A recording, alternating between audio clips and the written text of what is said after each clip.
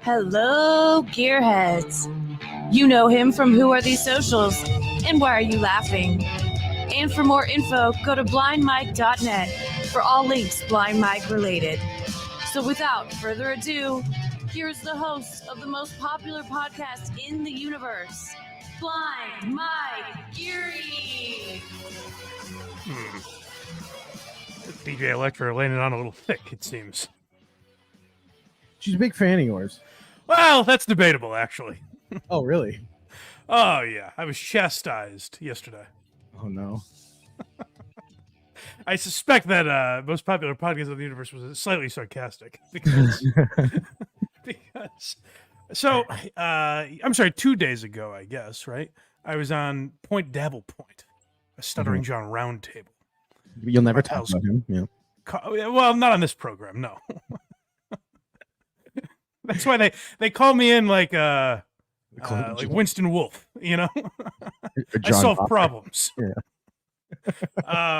So talking with the boys, and Kevin Brennan's name came up, and I brought up a point that, as it is Point Dabble Point, my point was that when Kevin Brennan talks about people's status and this guy's a nobody or I'm bigger than this show, I brought up an analogy I've used before from when Kevin Brennan was going after our boy Hackride. You remember that? I do remember that. And the analogy I used was, I said, Kevin keeps saying he's bigger than Hackride. Like Hackride's a nobody and Kevin's above him somehow. I was like, if you take the grand scheme of YouTube and Hackride is at one end and, Mr. Beast is at the other, Kevin's a hell of a lot closer to Hackride. So I don't know who he thinks he is, where he gets this sense of prestige that comes with his name. I think with Hackride, I was like, is your channel bigger than Hackride's? A little, I guess. But in the grand scheme of things, not really. Right. And that's the point I made. Didn't think anything of it. I get done with the show and I see a message from DJ Electrify, our friend. Oh no. Or so I thought. Oh no. Hey, did you really just say that on a spectrum of YouTube, Hackride was at the bottom? And I said, well, it was really more about Kevin Brennan thinking he was better than Hackride in some way. And she's like, didn't come off great. And I said, this is an analogy I've used with Hackride before. I think when he was on the show, I said the same thing. And she goes, and that makes it okay? This is for real? I swear to God. Oh my God. Is this a good time? Is this a good time to reveal that she made that entire intro herself? This is what a pussy I am, is I thought of that. I was like, oh, she cuts clips for the show and makes the intro and stuff. I apologized. I was like, hey, sorry if it came off weird, I guess. You allegedly such a coward. Insulting Hackride, but you apologize to DJ Electrify.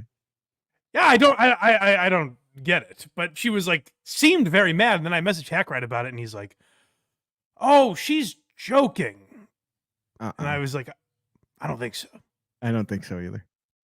I think she got very angry at me for something I can't fathom how you thought. Just explain that analogy. Try explaining what I said in a way that's insulting to Hackride. That was a compliment. Right. I was defending my guy. This guy, Kevin Brennan, who we consider, I guess successful to a point. Well, he's Kevin. The point was Kevin's been in the business for 35 years and wrote for SNL and had a sitcom, and his podcast, in the grand scheme of things, is not that much bigger than Hackride's. Should I send I said the same. By the way, I used Hackride because Kevin was talking about Hackride. I've used me in the same analogy. Right. Should I send Electrify an invite? Let's get an explanation. No, because I think we hashed it out. I apologized, Right. and she accepted my apology. No, I think we're in a fine place now. But I was so taken aback by it. That's alarming. I can't Yeah. wait to what happens when you say something like that about her. It wasn't even about her. Well, that's the thing is like I've made fun of her on here, and then when we're done, I'm like, hey, sorry if I made fun of you too. And she's like, oh no, don't worry about it. You're getting attacked by the penis wrinkle lady. But I wasn't making fun of Hackride. That's the thing. No, it was a compliment. This is the response I get when I defend Hackride. Yeah, he's saying Hackride's saying he's got muscle now. Yeah, I don't. It's intimidating to me. Yeah, it's very funny. It's once every few months we have a dust up with Hackride Studios, and I am 100% in the right every time, and yet I apologize. I don't know what's wrong with me. No, he remember when we said that we liked having a woman do the intro? Yes. That didn't happen, remember? That was your fault too. Oh yeah, that was my fault when I very seriously said that. I enjoyed that one very much. But it was weird because in this round, Hackride was like the level-headed adult. I had to run to him and be like, "She's being weird," and he's like, "No, it's okay." Okay, he's patting the back of your head. It's all right, buddy. But yeah, she really got in my grill about it. She defends her man. Are they like dating or something? I was like, what the hell is this? I think if there's YouTube show husband and wife, they're definitely together. Okay. I don't know if that's a thing or not. All right, so she got defensive of her. Oh, you're gonna get a DM later. Her work husband. Yeah. Well. Yeah. Get ready to be dressed down.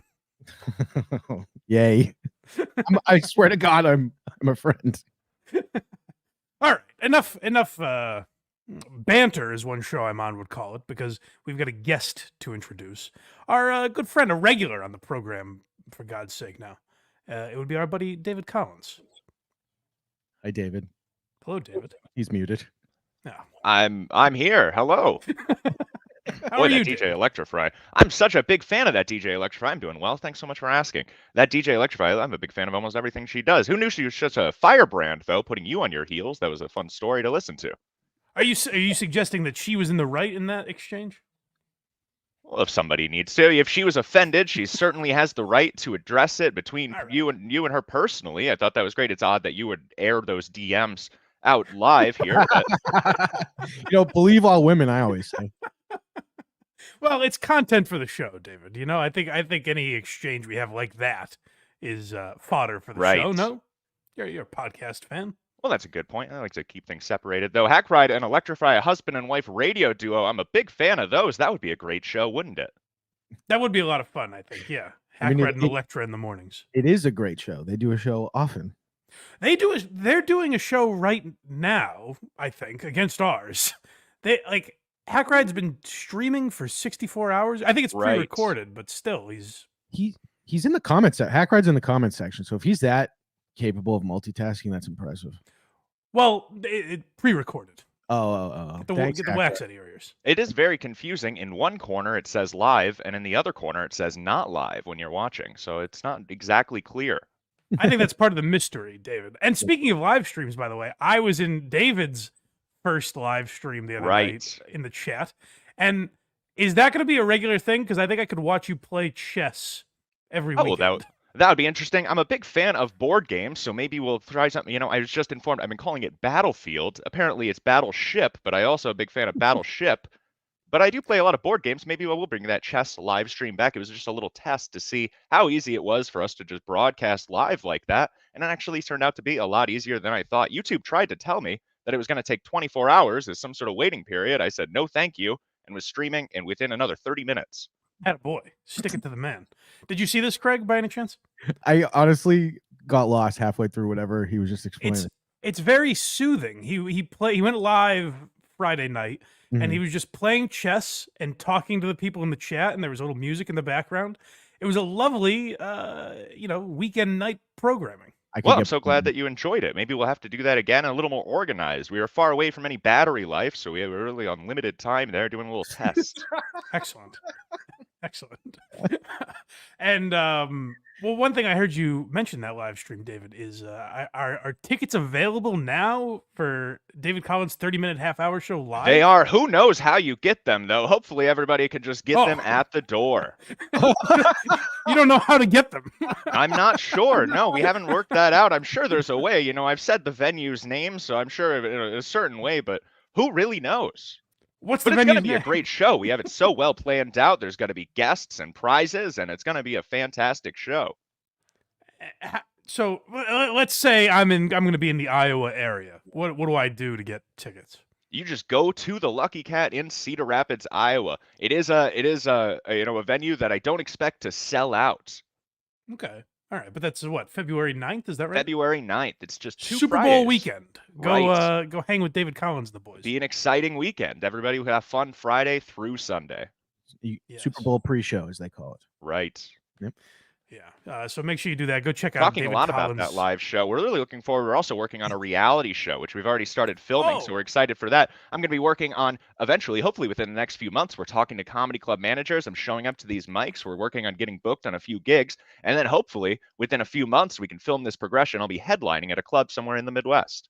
Yeah, so you're officially getting into stand-up. You're entering the world of stand-up. officially. Right. We're going to give it a shot. We're talking with other people. We're writing our material. You know, right now I'm trying on a new 5 minutes tomorrow, neat. and I'll be hosting at a Monk's Comedy under the club mic. I'm not sure, something like that. You're not good at learning the venues you're going to be at. I would make that adjustment, I would say, when you're promoting yourself. Yeah, write that one down for sure. Yeah. He's writing it down. Well, that's a good tip. We We're received a lot of criticism, you know, even still, and it's just a way to remind it, but this local club I refer to as Chicago's The Comedy Bar in Dubuque. Many people just call it Dubuque's The Comedy Bar, but we're learning. I love Chicago's. Right. The chemistry between you two. So David, that when's that reality show going to start? I'm excited to see that. We're already filming. We want to get some episodes out at the end of February there, but it's tough to kind of plan out such a project, but we're certainly putting it together and it should be great. What style of I've heard you ask your guests this. What style of comedy would you say you do? Well, you know, we're finding, I've always considered myself a bit of a storyteller, but we're finding that I'm writing a lot of these quicker jokes. You know, I'll tell you, I don't want to give too much away, but I'm a big fan of this opener. We go on stage and I'm looking at my notebook and I'm ignoring the audience. And then I turn and I say, "Oh, sorry, didn't see you there." And then I put my notebook down and I grab the mic and I say, "Of course I saw you. I'm on stage." David, I think that's gold. I like that a lot. Well, thanks so much. We're just working. We have a good opener, a good closer, and then we're working on those quick jokes in between. Okay. That's gonna Well, would you say it sounds like your style is a little like Mark Normand? Well, I wouldn't say that, but that would make sense. I'm sure that has something to do with my roots. All right. I think it's an awful lot like Mark Norman. Well, we might be getting to Mark Normand in a moment. But Speaking of Mark Normand. God damn it. Thank you, David. You caught on right in time. That was exciting. But first, I do want to tell people, go check out David Collins' 30-minute half-hour show on YouTube right now. He got a big bump from our friends over at WATP. I say get him to 1,000 subscribers, for God's sake. Get Wouldn't David that be fun? monetized, will you? And then go to blindmike.net as well for this program. Support this show and WATS and Why You Laughing and all of that. All the links are at blindmike.net. Subscribe to the Patreon. Become a YouTube member.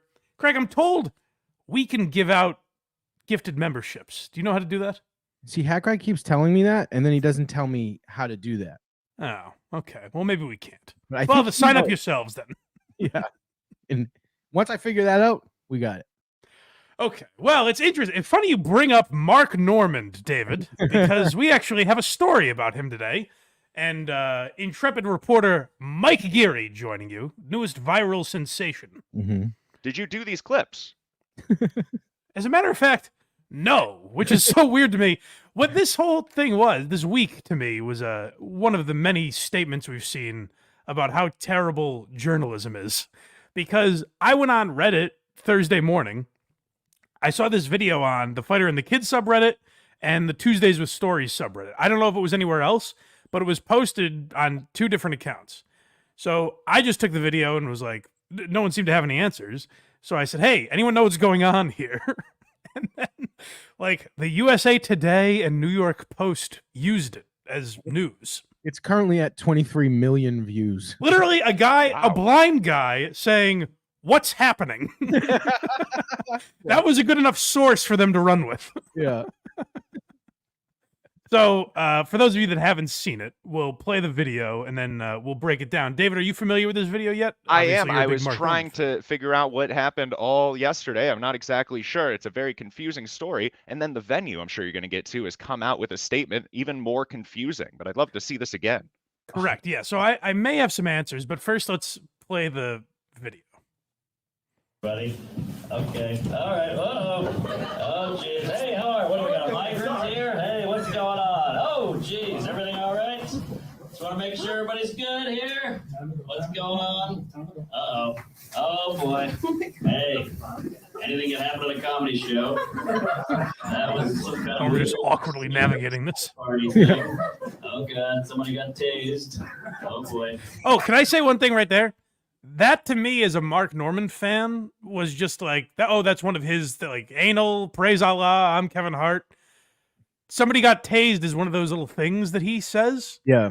Right. That was in a lot of the reports. Like there was someone, one of the audience members was tased. And I saw in like a lot of the replies I got people being like, it must have been pretty serious if they brought the tasers out.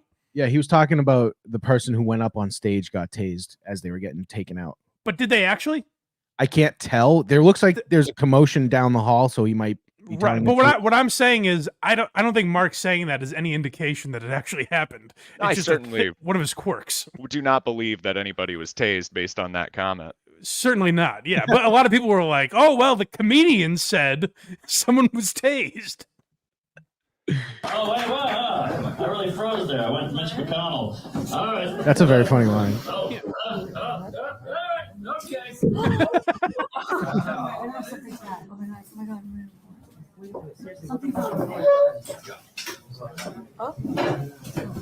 Okay, the lady we're about to meet.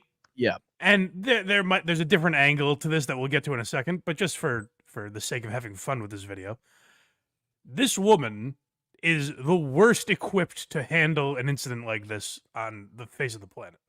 Correct. There's never been, if you were making a training video for how to handle an incident, this would be the example of here's what not to do. Yeah. Yeah. Guys, everything's fine. We just had a momentary interruption. Just get up, get out. Hey, so everything's fine. And there's just there's a guy with an AR-15 at the door, so just fucking leave, all right? It's like the police said that they're going to need to evacuate the venue. Could we have the most panicky woman go let everybody know?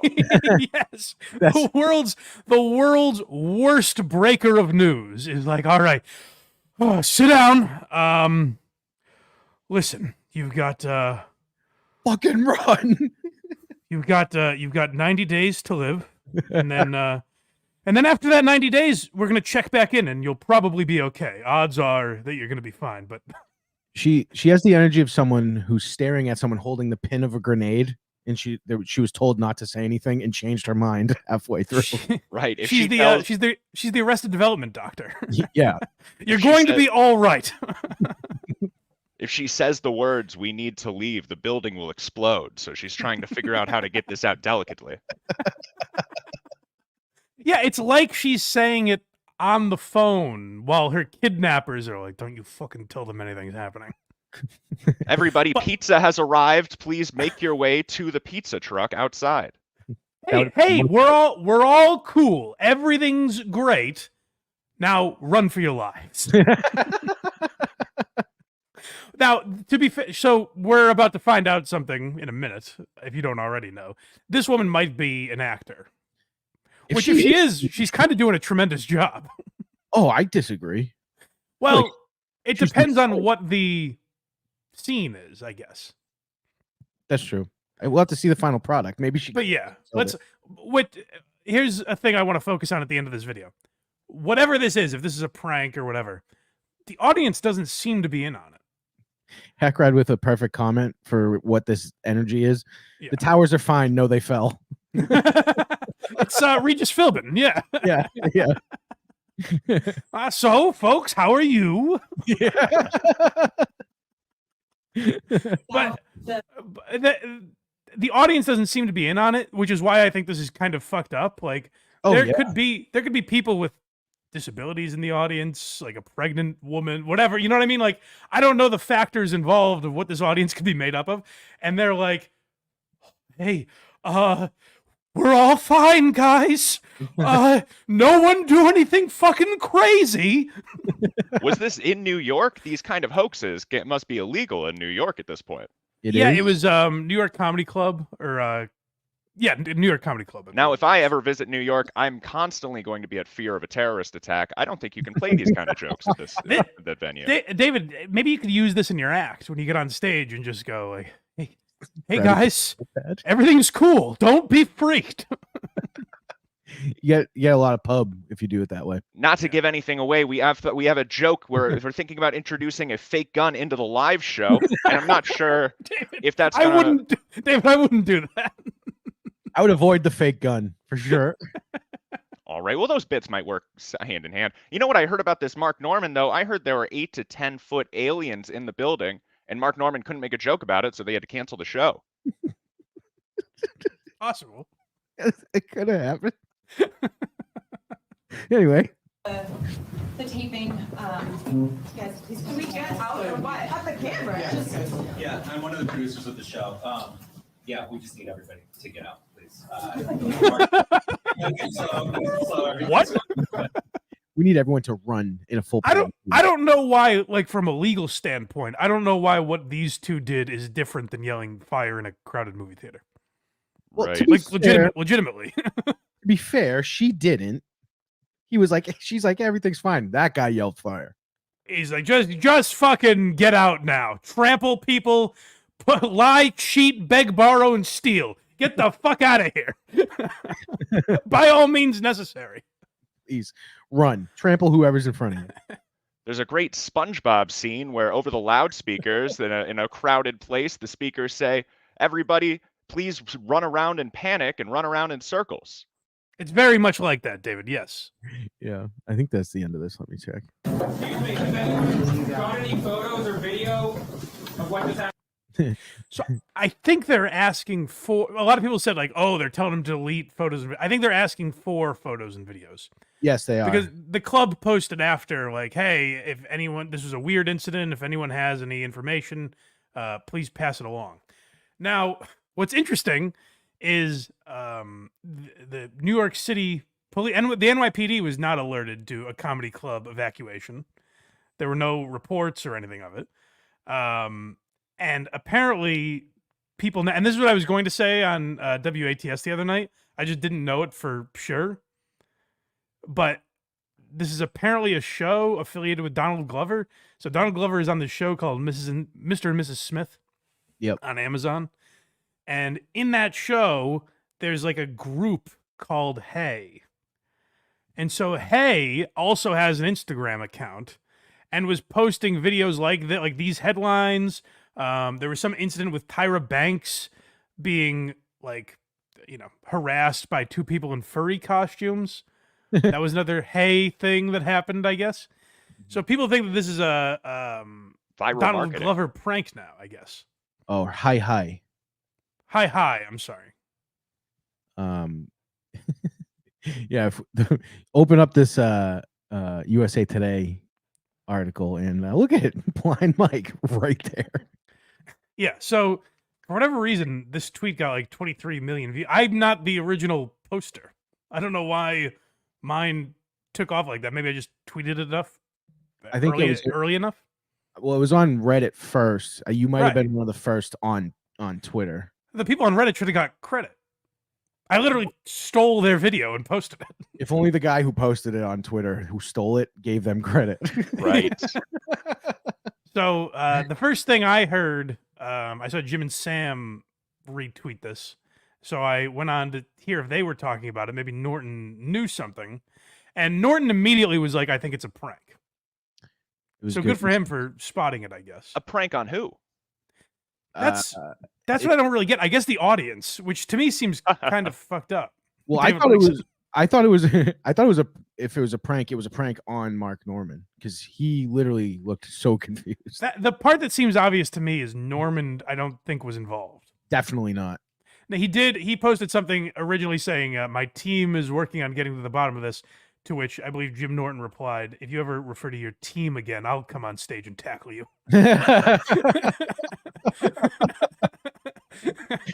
SEAL Team Normand is working on it. Which I'm sure is fucking Salacuse making phone calls. But yeah, I don't know who the ultimate prank is on. I guess it's publicity, which this is a thing that kind of annoys me. And I mean, it works. Like I said, my dumb tweet got millions of views. So I don't know how many others like the USA Today and the New York Post wrote about it. So I guess it got publicity for whatever this Donald Glover show is. People know about it now. But I think that's a really douchey way of getting attention for shows. Like, I hope that's not a new trend now. Well, how exciting if you're an audience member, you say, wow, not only was I a part of this great comedy show for half of the show, now I'm part of this viral marketing campaign. Well, there Must were be a couple, exciting. there's a couple that has a like joint TikTok that's popular. Ling and Lamb, they're called. Asian?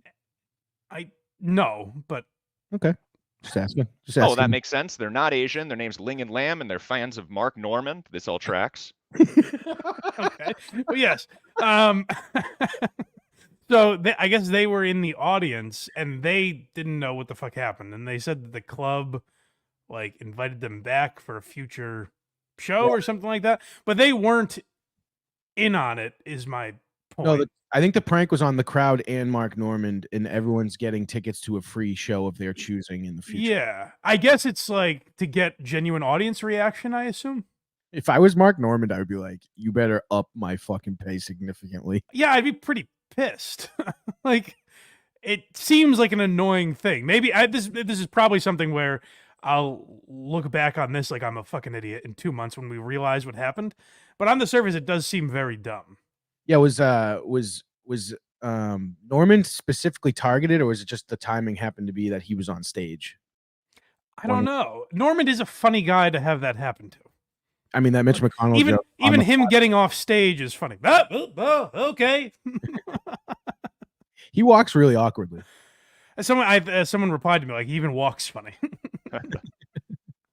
But Jim and Sam, while they were trying to sift through the matter, they brought me up in very unkind terms. David, I'm curious how you feel about this. This feels like bullying to me. Well, I'm no fan of bullying. Good. It looks like it's his video. So is he not saying what's This is Blind Mike. Okay, so Blind Mike says, anybody know what happened here? What- Okay, so then I would assume he did not go there. Or if he did, maybe he was in the audience, but being blind was even I more didn't know confused than anybody else. Yes, he was actually trying to film the back of the room and he just happened to catch Mark. Okay, so Now, David, that seems mean-spirited. Wouldn't you agree? Well, maybe he's honest. Maybe you were looking for an exit and you were turned around. I wasn't there, David. Right. Well, that's the confusion. It's like forget, But yeah, keep slipping that in mind.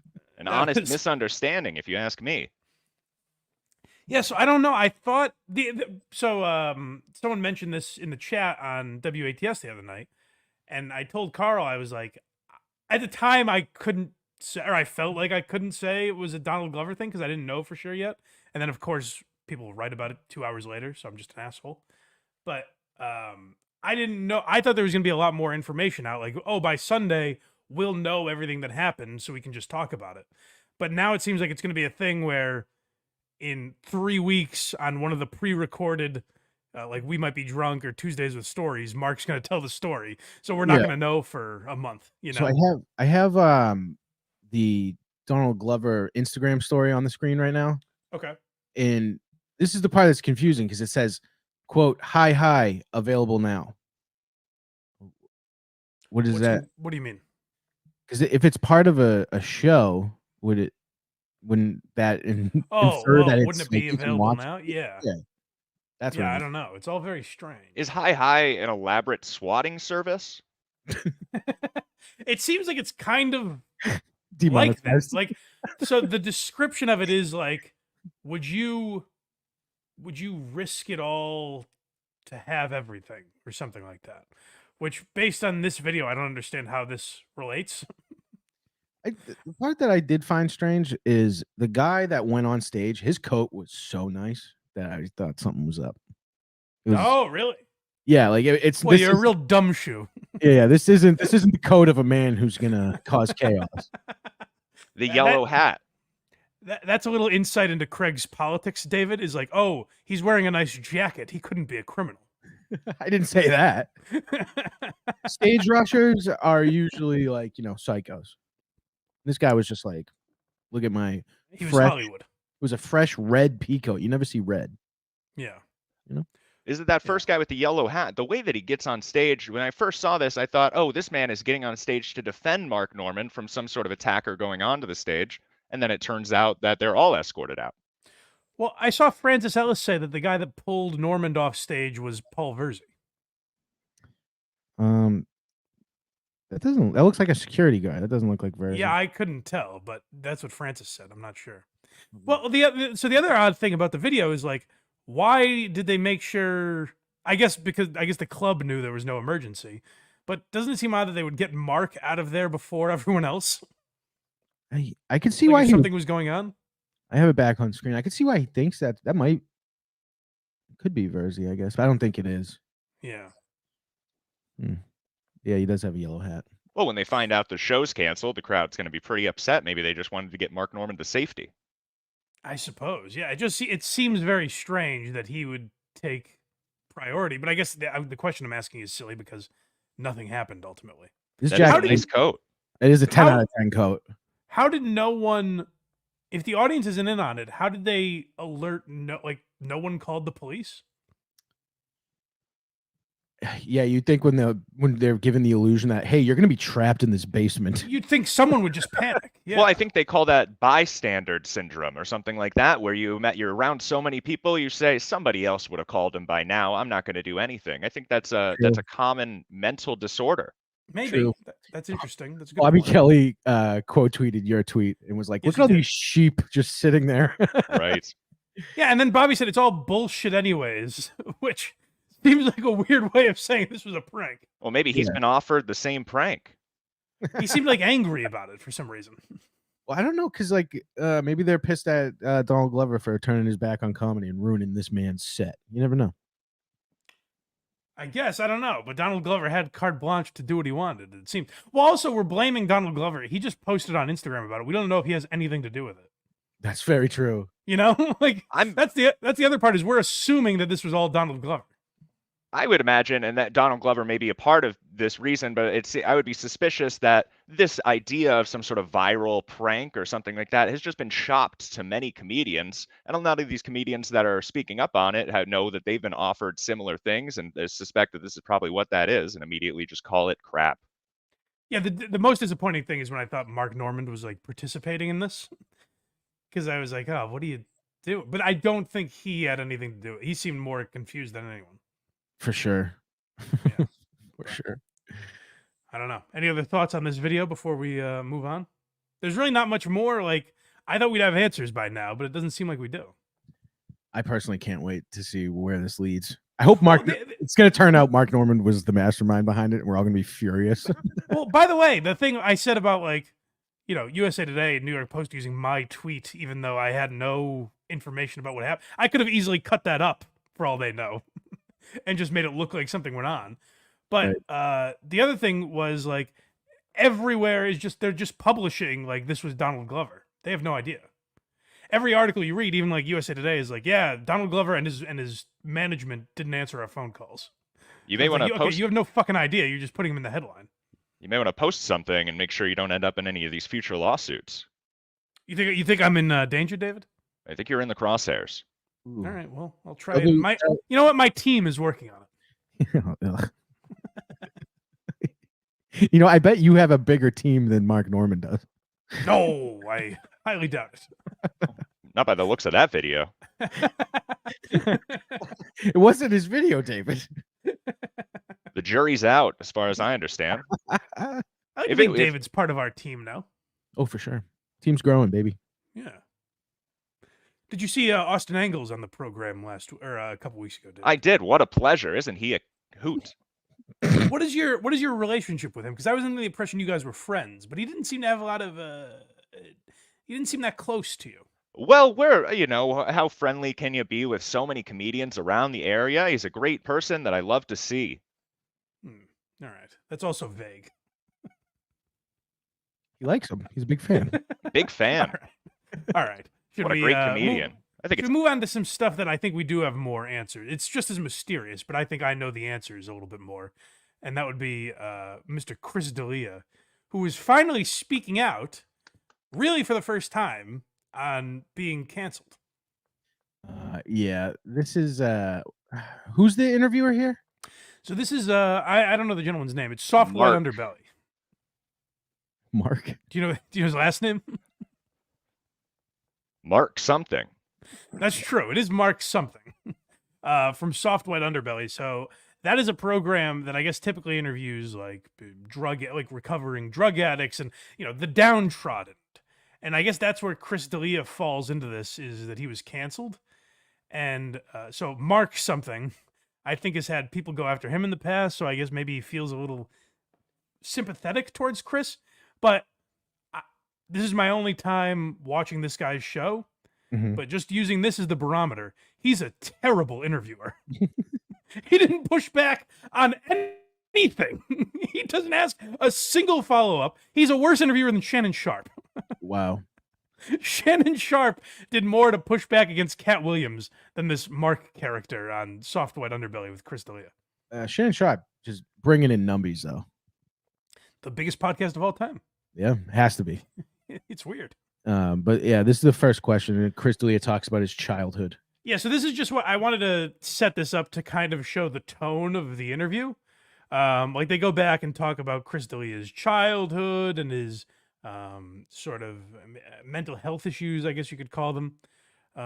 So this is setting the scene for Chris D'Elia playing the victim throughout this interview. I said I couldn't sleep when I was a kid. My parents took me to these doctors, and the doctors were showing me a bunch of pictures. What do you see when you see this? And I was just like, I don't know, fucking. Is it young tits, Doc? Is it young tits and pussy? Is that what this is a picture of? My slave. No, Chris. Those are your last 9 guesses.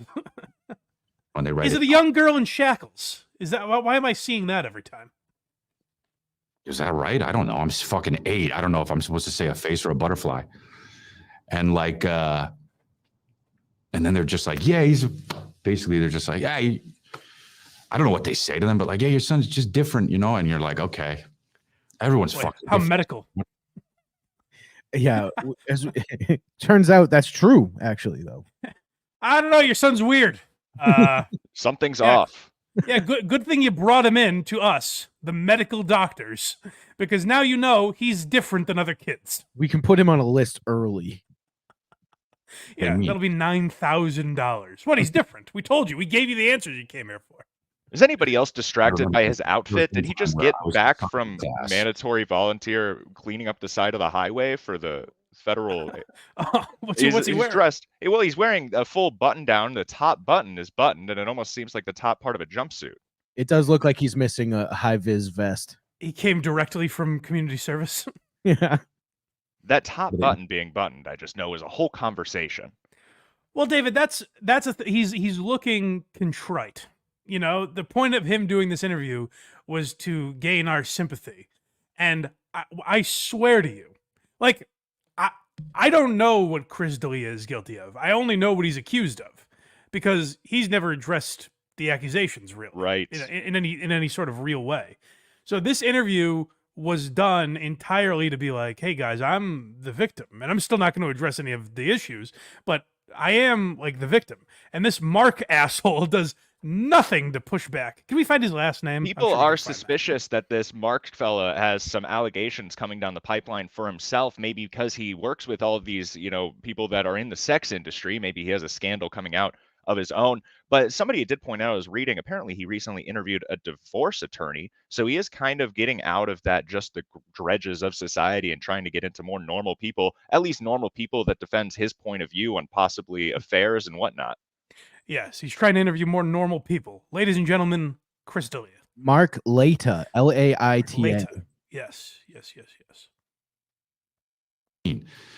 Man, I remember there was one time where I was in science class, and the two people that were making fun, that the bully was picking on was me and another kid, and I remember feeling really bad for the other kid, because in my head I was like, I know I can turn this into me making the bully laugh, and I don't know if that kid can do that. Yuck. Oh, And I have a superpower that this man doesn't have. I'll laugh him off me. Oh, if only this kid could learn the invaluable lesson of saying words over and over again in different inflections.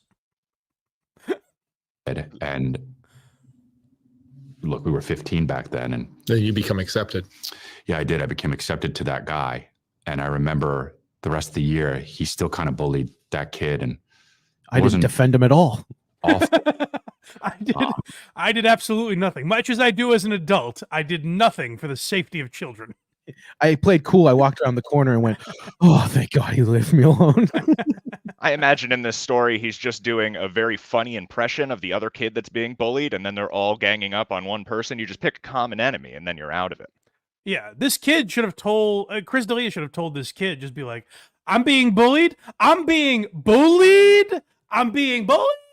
Like, just say it over and over again in different ways. And then you could be a comedian that sells out theaters. I don't get what that means. I remember thinking, like, I wish that didn't happen. But the truth is, But I did nothing about it. Wow. Bullied. This is like Carl always talks about Stuttering John, him offering a favor, he will hold against you as if he actually did that favor for you. And this is Chris's thing, is like, I kept thinking to myself, boy, I wish that kid had a great life. And that's pretty much the equivalent of giving this kid a good life. It would be so stopping cool the bully. It would be so cool if someone who figured out how to get the bully off him helped this kid out have the same thing happen. But fuck that. Man, it'd be great if someone could use their experience to help this kid. Anyways. I was just kind of. But that comedic talent is an advanced social skill that not everyone has. Yeah. And the people that are victims get swallowed up. And you know what's funny is I'm friends with that bully. Oh my! Hold on, I like that. He's reveal. maintained one of those relationships, it sounds like. I thought for sure it was gonna be like, I called that kid years later. I've made his life better. I gave him a job. He's like, no, you know who's a great guy actually in this story? The bully. You know, we actually do a yearly trip where we go egg that guy's house. Hey, you know what's interesting about the story I'm telling you, Mark, and please don't ask any follow-ups or have any insight on this. I actually sided with the predator in my story. Isn't that interesting? Anyways, moving right along, because I know you'll have nothing to ask about that. Yeah, naturally, there's nothing wrong with me, right? No, there's no pattern of behavior throughout my life, even through my own telling of the story, that would indicate I side with the aggressors in a situation. Chris Toothill in the chat says that was a hilarious ending to that story. That might have been the funniest thing he's ever said, and it wasn't supposed to. What a go turn. back? Can we hear the end of that again? Yes, we can. Just because it's such a buildup of Chris saying, like, man, I felt so bad for this kid because he doesn't have the gift of humor. He can't perform magic with his words the way I do. This kid can't even make me want to be friends with him. And I felt bad for him the whole time. This kid was such a loser, and I pitied him, and I hated getting bullied. So here's the result of that concurrence of events. You know, that comedic talent is an advanced social skill that not everyone has. Yeah. And the people that are victims get swallowed up. And you know what's funny is I'm friends with that bully today. And my victims do swallow, actually. You know who's a great guy? Is Dr. Bill Cosby. That bully, actually a great judge, friends to this day. Still friends. So that's Chris kind of laying the groundwork. In the first, I would say 40 minutes of this, I was like, are they just having Chris on to tell sob stories about his childhood and how much he loves his dad? Like, this is literally a question that was asked is, do you love your mom more or your dad more? And he was like, geez, that's a tough one. It's weird. He looks like he's sitting in front of a backdrop that you would have at like school photo day. Right. Oh, what a dream that would be for him. And he's just having like like flashback face. Yeah. So Mark Leta of Soft White Underbelly is just soft is the best description of this podcast because he's lobbing those softballs into Chris saying, hey, no, I'm not going to push back on anything you say. Even Chris is stunned, as we'll see in this next clip, that he even brings up the thing we were like. Well, Chris must have assumed. Chris oh, sorry, David. Go on, Mike. It's your show. I'd hate to interrupt. I was just going to say that the show starts like it's kind of like they're just having natural conversation. Like, oh, geez, are these microphones even on? Mhm. And it's Chris going, hey, man, I really love your show. Like, you're doing something really important here. And Mark's like, oh, well, thank you. Wow. Yeah, but we have a question about D'Elia's greatest hardship, and I'm stunned he didn't say his marriage. Oh, I am married. The old battle axe that I have at home. But what's been the roughest thing you've had to deal with in your life? In my life, the roughest thing I've had to deal with was being canceled and Committing the rapes, those were easy. Grooming Those them- were easy as pie, but getting caught. grooming these women for 4 years and maintaining the knowledge of when they turn 18 was really difficult. So here's the thing. David, by the way, are you very familiar with Chris D'Elia's situation?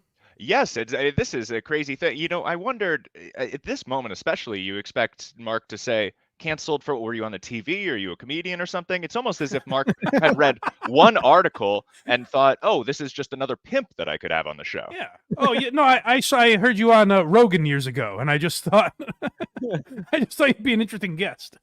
Yeah. So my history with Chris D'Elia has been this. Not with him. I don't know him personally. I just mean this story. When the accusations came out, I was like, oh, it doesn't seem like there's a lot here. Like, these aren't backed up by facts, because every message that people are showing is like, he waited until they were 18 to correspond with them. Then his apology came out about 8 months later.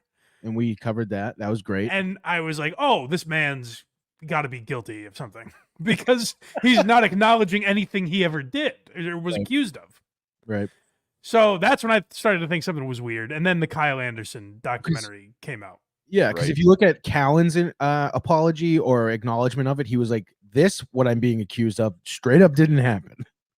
Right, yeah, and that doesn't always mean you're innocent, but Callan did fight those charges, whereas Chris D'Elia had the Kevin Spacey defense, where he's like, you know what, guys, I'm actually gay. Yeah, he's like, hand up, you caught me. I cheated on my wife, and I thought there's no fucking way he's gonna do that again. Yeah, he's gonna do a video on Christmas Eve with Rachel Maddow. But this and you're right, David. I think that Mark Leta would have been perfectly okay with just not mentioning it. And Chris was like, well, the whole point of me being here is clearing my name. We're 40 minutes in. You haven't asked me about getting canceled. I guess I'll wedge it in right here. He's gonna ask me about Whitney, the show. Yeah, you were a big Undateable fan, Mark? 100%. It was the hardest thing I've had to deal with. I would say. Yeah. That's got to be terrible. You know, being in the public eye. Yeah, and it's being singled out like that. Almost as terrible as being raped. Would you say? If you had to pick one or the other, which would you be? On the receiving end of a rape, or what happened to you, Chris? Well, Mark, you might say that I was held down by the public. It's like, metaphorically, it's like I was weeping and a man shoved his cock into my mouth and said, just do everything that I say and it'll all be fine. That's kind of what it was like, actually. I know like it's gotten talked about to death, but the fact that he was in that show, You, playing exactly what he got canceled for, will never not be funny. Oh well, sure. And Workaholics, he was also a pedophile in Workaholics. Was he? Oh yeah, I don't think I've ever seen that one. yeah, That's yeah, right. yeah. He's just typecast. This guy's never worked a day of his life. If you do what you love, David, you know.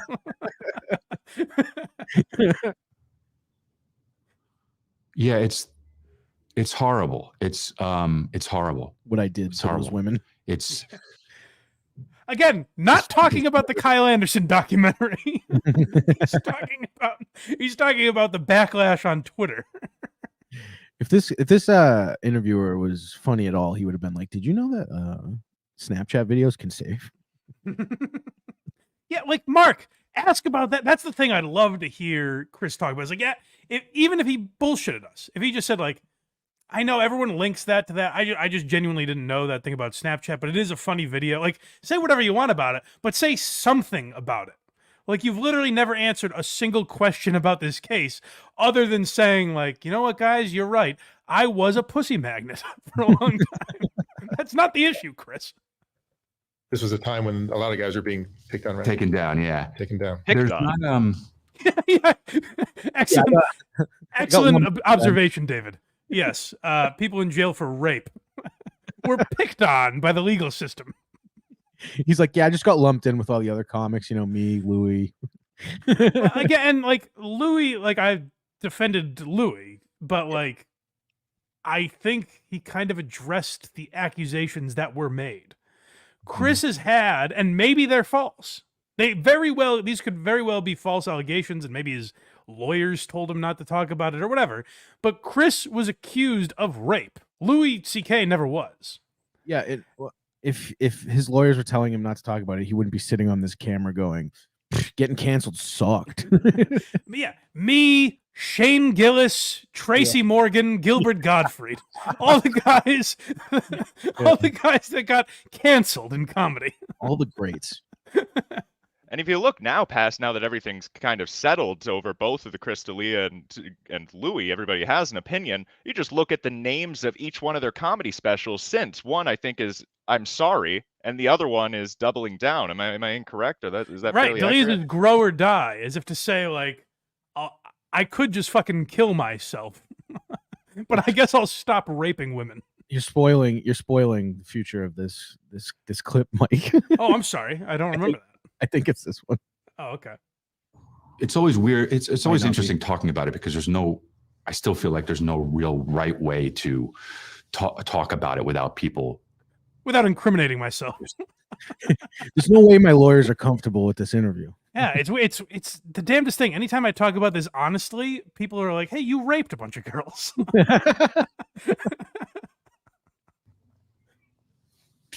Being angry at all sides of it. Both sides have what I'm a stand on it. Well, the truth is people... Hey, Mark, what's the other side's stance? That's good. I can't get past that in this interview. If you don't know who Chris D'Elia is and you're just watching Soft White Underbelly, you don't know what this guy was railroaded for. I was just gonna say, this guy's getting railroaded right now. He didn't do anything. But the way they're talking about, if you never heard of Chris D'Elia, you would think he got canceled for jokes. The way they're saying it. Oh, I know. People, and it's whatever the media makes something out to be is not the truth. It's just not. No matter what way it's going, it's just. He's got a point there. You've shown that today, Mike. If the next words out of his mouth are like Blind Mike tweeted the Mark Norman video, and they didn't even research where did this video come from. DJ Electrify was in Chris D'Elia's DMs, pissed off for these women.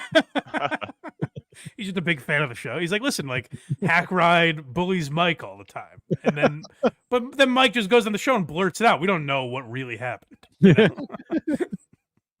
Is in the media, good or bad, you see that, but I think the common person doesn't, and it's really wild. It's really wild. It's really wild.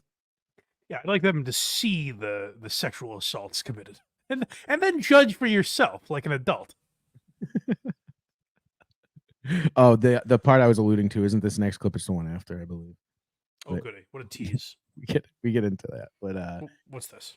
this is Dalia talking about the truth. Oh, good. David, finally. You were. I assume you were worried that the truth was not going to come out.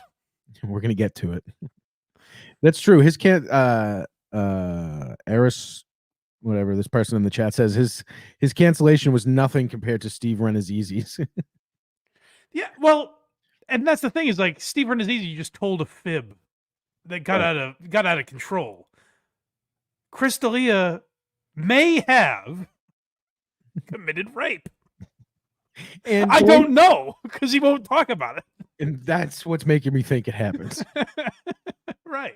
Because if I was accused of that, I'd be like, no, that didn't. Well, that kind of goes against the argument, though. Hey, what? That's not true. You're saying like if a rapist came out, he would say, "No, I didn't do those things," and that's kind of against what we're saying. I'm saying if Chris is innocent, your advice is from the standpoint of someone who's guilty. No. I'm standpoint of someone just walking his neighborhood. Let's say. Okay. I'd love to ask Chris which side's tears were real. That's actually a great question. They would be a much better interviewer for this. Yeah. If I'm honest, you think, okay, something that I would always go back to, no matter how hard it was, during that time, I would say like, everything's okay because no matter what, I can end my life. And this is the part. Okay, now here's the part. what's very interesting. David, did you watch that the Chris D'Elia Problem, the documentary about him? Not recent enough for any real memories there, but I do understand that he would tell these women that, if you were to come out about these allegations, I'll have to kill myself. That's exactly right, David. Is he would manipulate people by using suicide as like a threat or leverage or something, saying like, "Hey, if you leave me, if you stop talking to me, if you do whatever, if you do something I don't like, I will kill myself." And so it's interesting. It's working on Matt Lata of Soft White Underbelly. It's like, oh, geez, I don't want you to kill yourself, so I guess I'll ask 0 follow-ups. Actually, you might as well do that because then your son won't have to explain who you are to people. Okay, because no matter what, I can end my life and not feel. Oh yeah, well if you guys think I'm a rapist, I guess I'll just kill myself. You can find me hanging from the bathroom. He stomps away. Yeah. Oh, I guess I'd just be better off dead if I can't rape anyone. Someone clip that.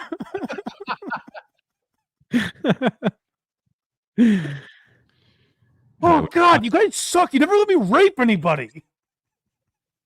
I'm gonna kill myself. Go ahead, Hackrat. Have fun with that. Yeah, please. Like, all good.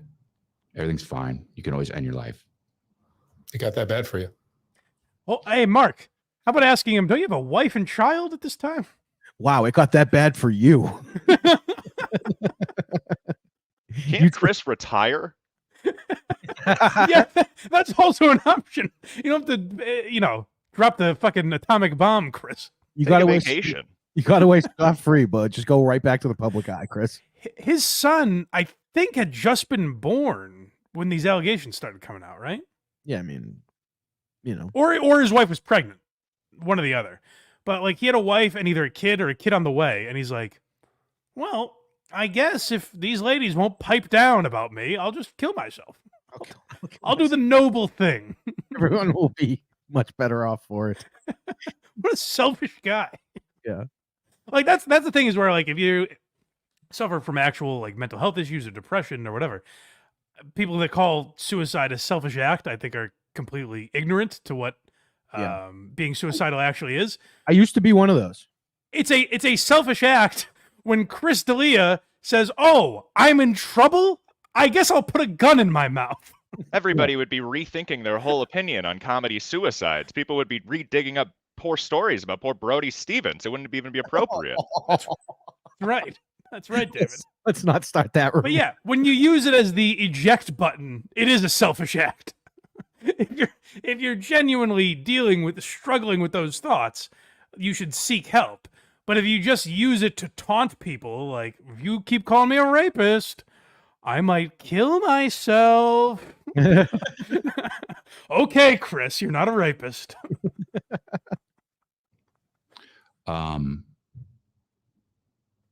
Was there some truth in the allegations? I was okay. So for the visually impaired, the face he made when he asked that was yes. What does truth mean? He's like, truth smooth. You know what I'm saying? Matt, what is truth? That's the closest, by the way, that Matt gets to a follow-up. That's a great question. Will. He's like, hey, you wouldn't lie to me, would you?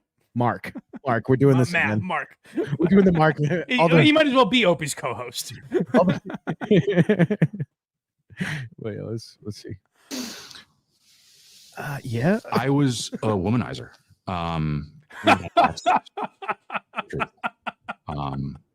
Hold on. You're not Tiger Woods, Chris. People weren't upset because they thought you were a family man, and it turned out you were getting pussy. No, the accusations were of rape. Yeah, he went to Shoney's, got some waitresses, and became the best comedian of all time.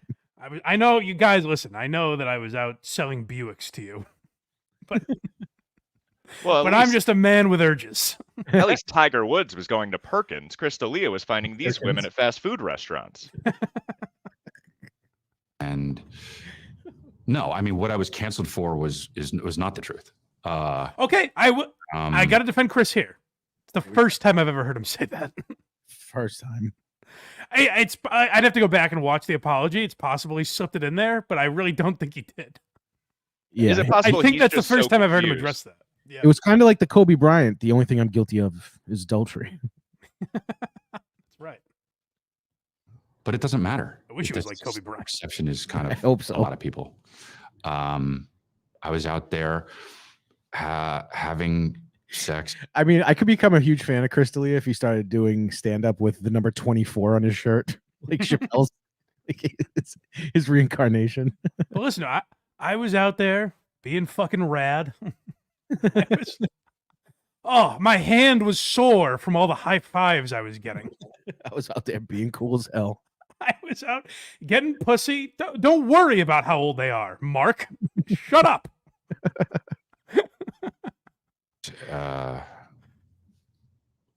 All the time with people I barely knew, and that's, I realize how. Was he a Christian now?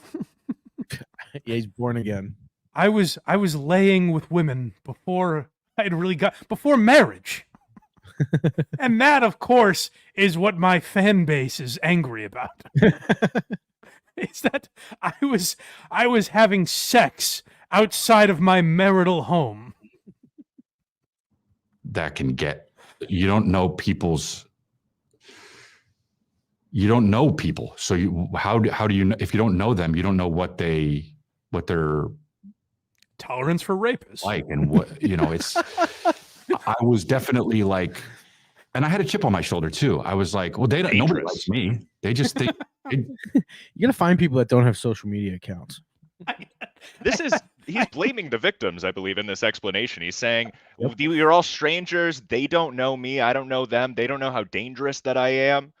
They shouldn't have been mixing up in these situations with strangers. He's kind of saying like, oh, well, if I had known how crazy these women were, I wouldn't have fucked them, I guess. But this is like, go back just a little bit, because I want to hear this chip on the shoulder thing. Like, Jerry Sandusky famously had a chip on his shoulder. Oh, it was him against the world. Craig, all these guys with chips on their shoulder. Yeah, it's actually an 8-year-old boy named Chip. How do you know, if you don't know them, you don't know what they're like, and what, it's, you don't know what they're going to accuse you of. Definitely like, and I had a chip on my shoulder too. I was like, well, nobody likes me. They just think they like me now. They wouldn't have liked me when I was being fucking bullied in high school. They just like me now because I'm fucking, I'm on tour. I'm famous, you know? And I remember. Oh, these gold digging whore rape victims. I see. Shame on them. They wouldn't have liked me when I was getting bullied in high school. But I'm friends with that bully now. Don't they get it? He's the kind of person to like throw a woman in front of like a rapist. He'd be like, I'm gonna be friends with that guy. I don't understand like the me against the world argument he has here when he says chip on my shoulder. I know. As if Bill Cosby was like, well, I was an underdog.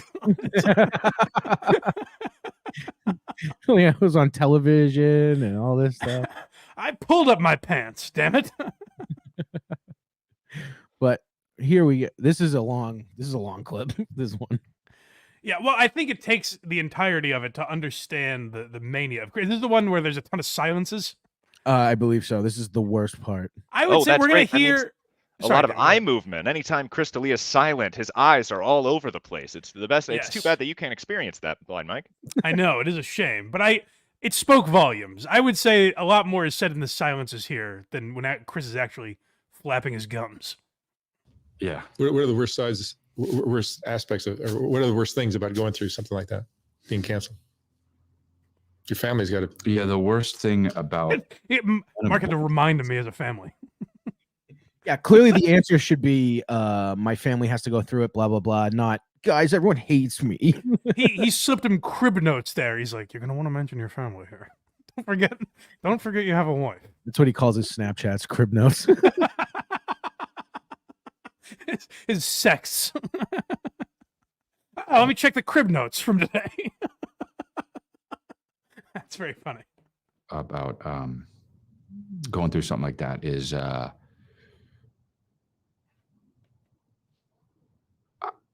people think that I'm a bad guy. They think that you're who you are online, you know, and that your Instagram is reality and you show the good moments. Yeah, that was the problem. Was your Instagram posts. They thought my Snapchat was real. Hey, this guy on his Instagram, he never once mentions that he's a rapist. What the hell? I was off the internet for a year or so. Oh, what a void that was for all of us. It was only bad. And one of the worst parts, though, about it is that they think is that people. I don't think that they realize how much that stuff doesn't just affect. It doesn't affect only you. Guys, I can't go to the stores anymore. My wife almost realized that I'm guilty. Do you know how much shit that could have caused me? That could have been a problem. It affects your dad. It affects your mom. It affects your Get there, Chris. Your loved ones, and what is that bitch's name? Damn it! All right, listen, mom, dad, sons. Who is the whore that I live with? Oh, my wife. Right. I'm sorry. Do you know what his kid's name is? Has he said it? Calvin? I don't know the other one. Yeah, that's right, Calvin. I was thinking of Schaub, which we'll get to, I guess. But was his name? The kid's name was Boston. Yes. Hey, thick boys for life. That's right. Why does he mention that he was off the internet? What does that have to do with anything else that he's saying here? That's so strange. He says he's off the internet. What, like a terrorist organization? It's very strange. That's where all of his shenanigans happened. Yeah, well, he's listing things, David, because he has no real defense. He's just like, listen, I mean, if you don't think I've been punished, like I was off the internet for almost a year. Couldn't have been me. I might as well have been in jail. It's a tough grounding. But that's right. But like he acts like he was essentially punished for his crimes. But what he keeps like avoiding is that were he to be punished for his crimes that he's accused of, the punishment would be far worse than anything he's received. That's what he's not grasping, it seems. he's tiptoed through the raindrops. He has been dancing his way through this. He's selling out theaters still. Insane. Even though he may have, I don't know, may have committed a litany of crimes. Where wasn't he just at the Wang Theater here? I don't know about just, but yeah, that's where he played last time he was in Boston. Which is 3,000 seats, right? Mm-hmm. Yep. And Ari Shafir, I saw, is doing the Wilbur, which is like 1,100, which doesn't make sense. Well, I mean, it's still a huge venue, but yeah. Yeah, but he's that much more of a draw. Well, Ari Shafir is the most dangerous man in comedy. Don't forget. That's true. He's what did that video call? Like the worst person in comedy or something. Something like that. I forget. Yeah. It's very hard to figure out how to put your house on fire out when people are mad. Just zip your pants back up, you'll be fine. Hold on, I want to hear him. Like, why are people so mad about the accusations? What? They think I was with underage girls and sometimes against their will. Why are they out there with pitchforks and torches? What is it about these allegations that gets under so many people's skin? It's a great question. Yeah. What is it about statutory rape that bothers people so darn much? The thing that's not the problem, you know.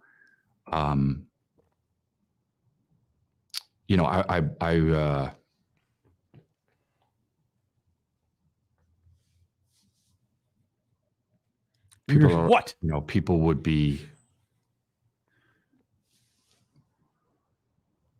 angry at a certain thing that it's just as that isn't true. So okay, I'll again give him that. He's saying it's not. Now he's not saying what's not true, but I will give him he's at least now finally saying like these things are not true. Right, and maybe he's doing like that. If I speak about him, it's more in the front of people's minds. I may be back on Team D'Elia. Who knows? See how the rest of this goes. That's the guy you want, Chris. How this is why I got so deep in the woods of it. I'm like, I don't even know how to fix the right thing because people don't know. People don't know what is actually happening. So that's why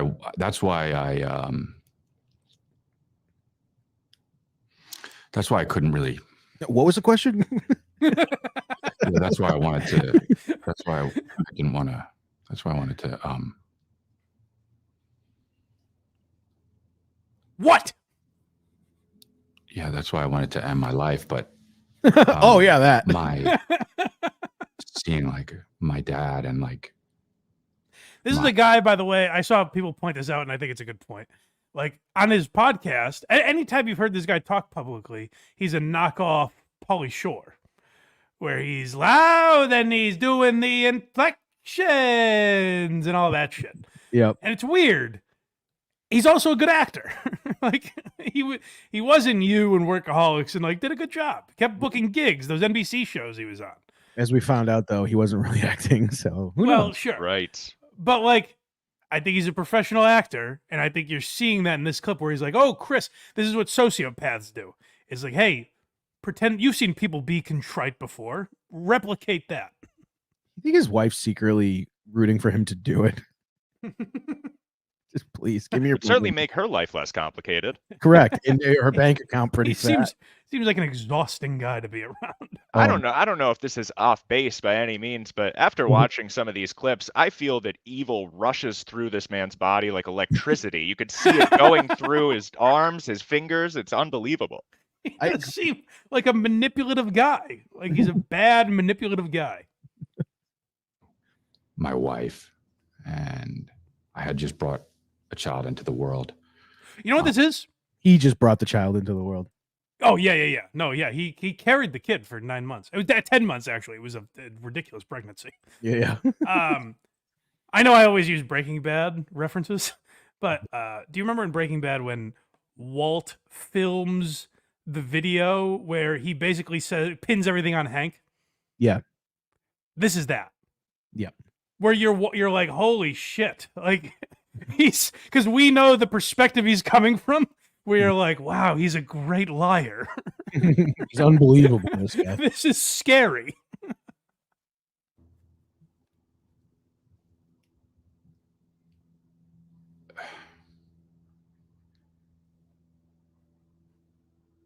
I don't know. It was just Creepy smile. it was All he's got. it's weird. It's been 4 years now, and My life still sucks. I still have the thirst for young flesh. I was just out having a coffee with my wife. If I mention I have a And wife, it's a beautiful day, and it was so nice, and we were smiling and shit. Wow. I like how That is a nice day. I like how he's trying to be emotional. He's like, I was out with my wife. We were getting coffee and smiling and shit. Smiling and shit. That's how you know a good marriage. Hey, He two points- people are smiling. He points left when he says we're getting coffee, and he points right with my wife. So I'm not sure what he's visioning here. He's very he's moving his hands and all these. He's trying to sell something. They're sitting on different sides of the coffee shop. You know, the restraining order and all. To be in this room now and talk about that and think about the feeling, and to like force myself to not make a joke of it, Oh, bad sentence. which is what Yeah. That's what happened when all these allegations came out about Craig. He wanted to make a joke about it, but he had to bottle it deep. He's like, no, this is a serious matter. Nope. I got ahead of it because unlike Dalia, I just said what happened. Well, And did you though? I told the exact truth. Man, Chris D'Elia might have learned from Craig. He's like, maybe it's not always a good thing to get out in front. You just make yourself look good. Yeah, it's going poorly for this guy. As far as I understand, though, on all accounts, Chris D'Elia, a great neighbor. Honestly, He's very neighborly, I'm sure. Yeah. I forget he's neighbors with some NFL player, I forget, and they always basically, from what he said, used to do basically the Tim Allen Wilson. Oh, that's fun. Chats. I bet those stopped. Yeah, when Wilson was accused of pedophilia, I think Tim stopped wandering into the backyard so frequently. I was told to do in rehab. This is acting. Yeah. Is difficult, but I guess it's necessary.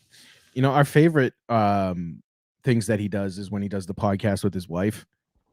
And Yes. I love when he did, I think it was the last one or the one before when she brought up therapy and he was like, I fucking hate going there. Oh, we got to talk about therapy again. I don't want to go anymore. I don't want to go anymore. That's a guy who's really made some strides, you know? Yeah. But here's the thing with D'Elia is like, if he just came out and said something to the effect of like, listen, people who are genuine victims of like crimes like this, I understand it's much worse, but like, I don't think you know what it's like to be falsely accused of something. He's not addressing what happened to him in any way, other than being off Instagram for 8 months. Yeah. But as we'll find out in this next clip, minds are made up, Mike. That's true. He's not going to change anyone's mind. So I guess what's the point? They are trying to take every comedian down in one way or another. whether it's- Well, now hold on a second. It's all of us.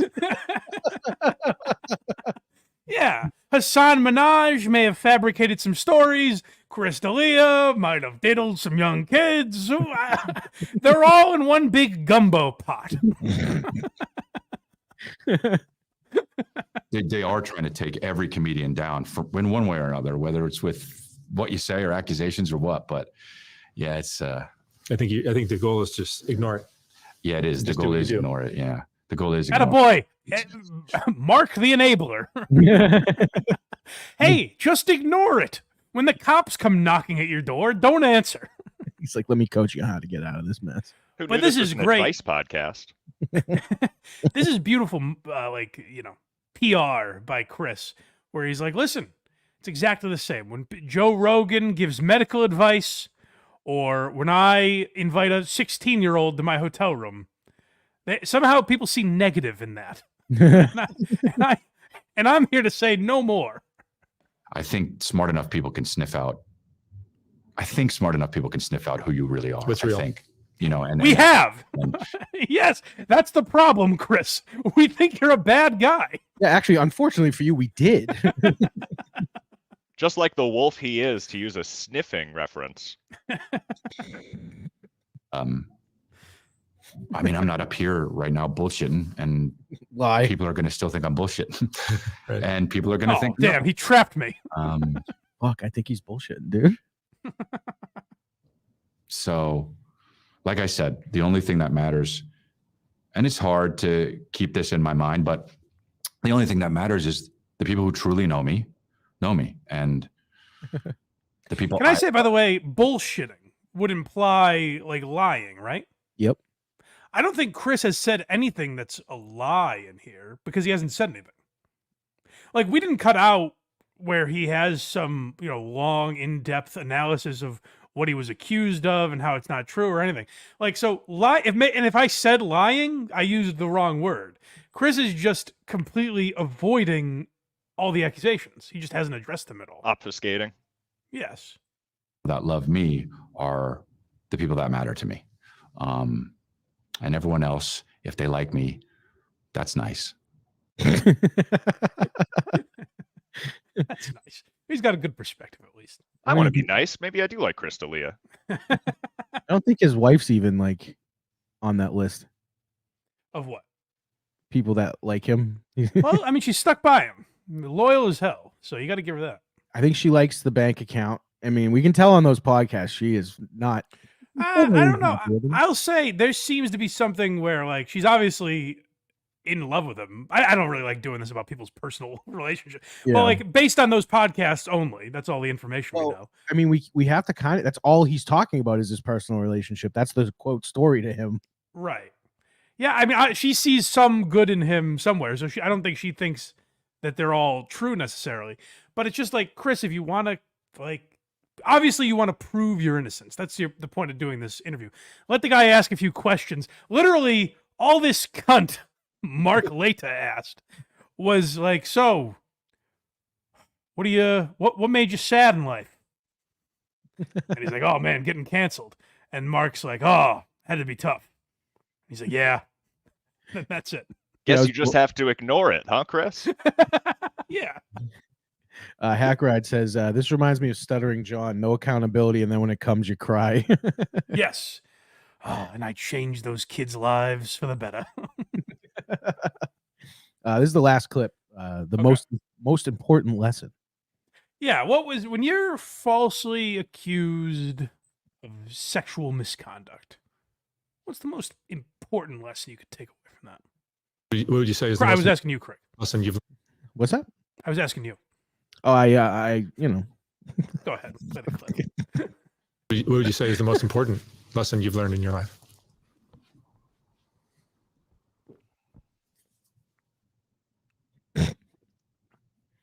This is a performance. The most important lesson I've learned in my life.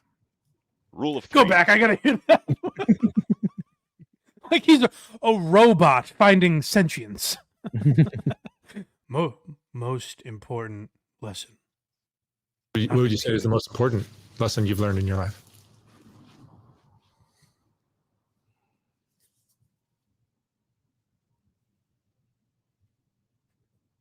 The most important lesson I've learned in my life. Yes. Spit it out. Should be easy, Chris. Don't rape anyone. He really creepily smiled there and then continued the silence, which I'm curious what was going through his brain when that smile occurred. You have to work against the system. His evil thoughts go through his body like a comet. You can see it. Avoid Snapchat.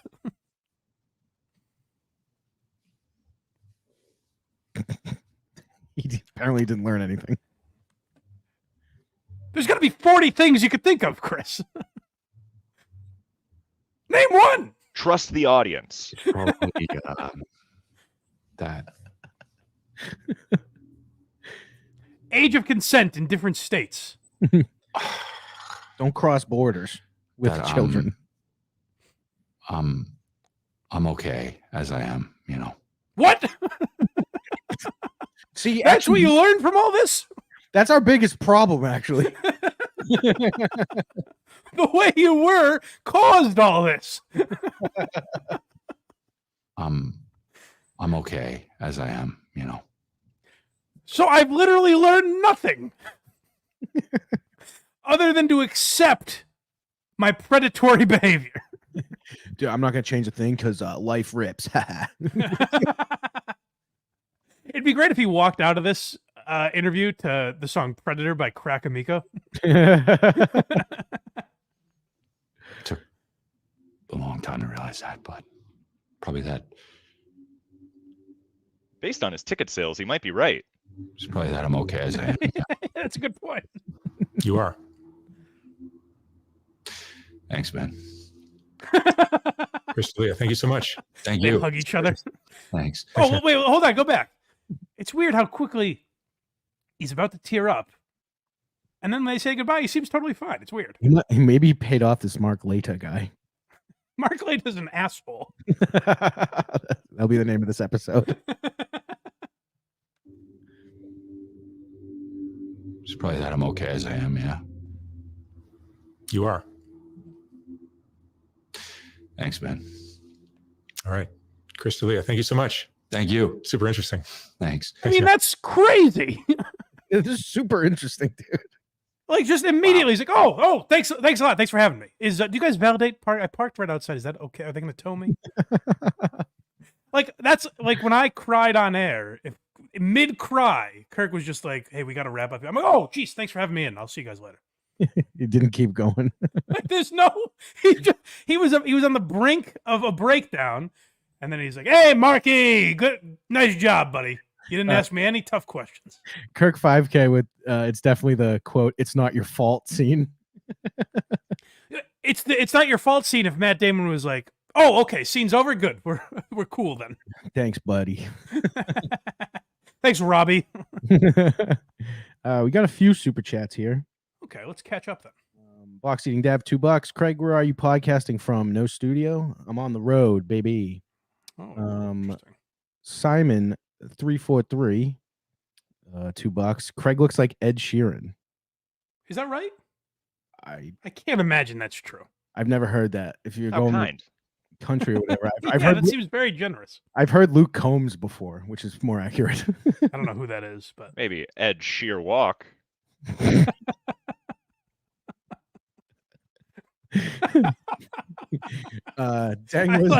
more I thought about it, the more I liked it. Dang Lizard, €2. This is back at the beginning of the Delia segment. That Billy just had a great sense of humor.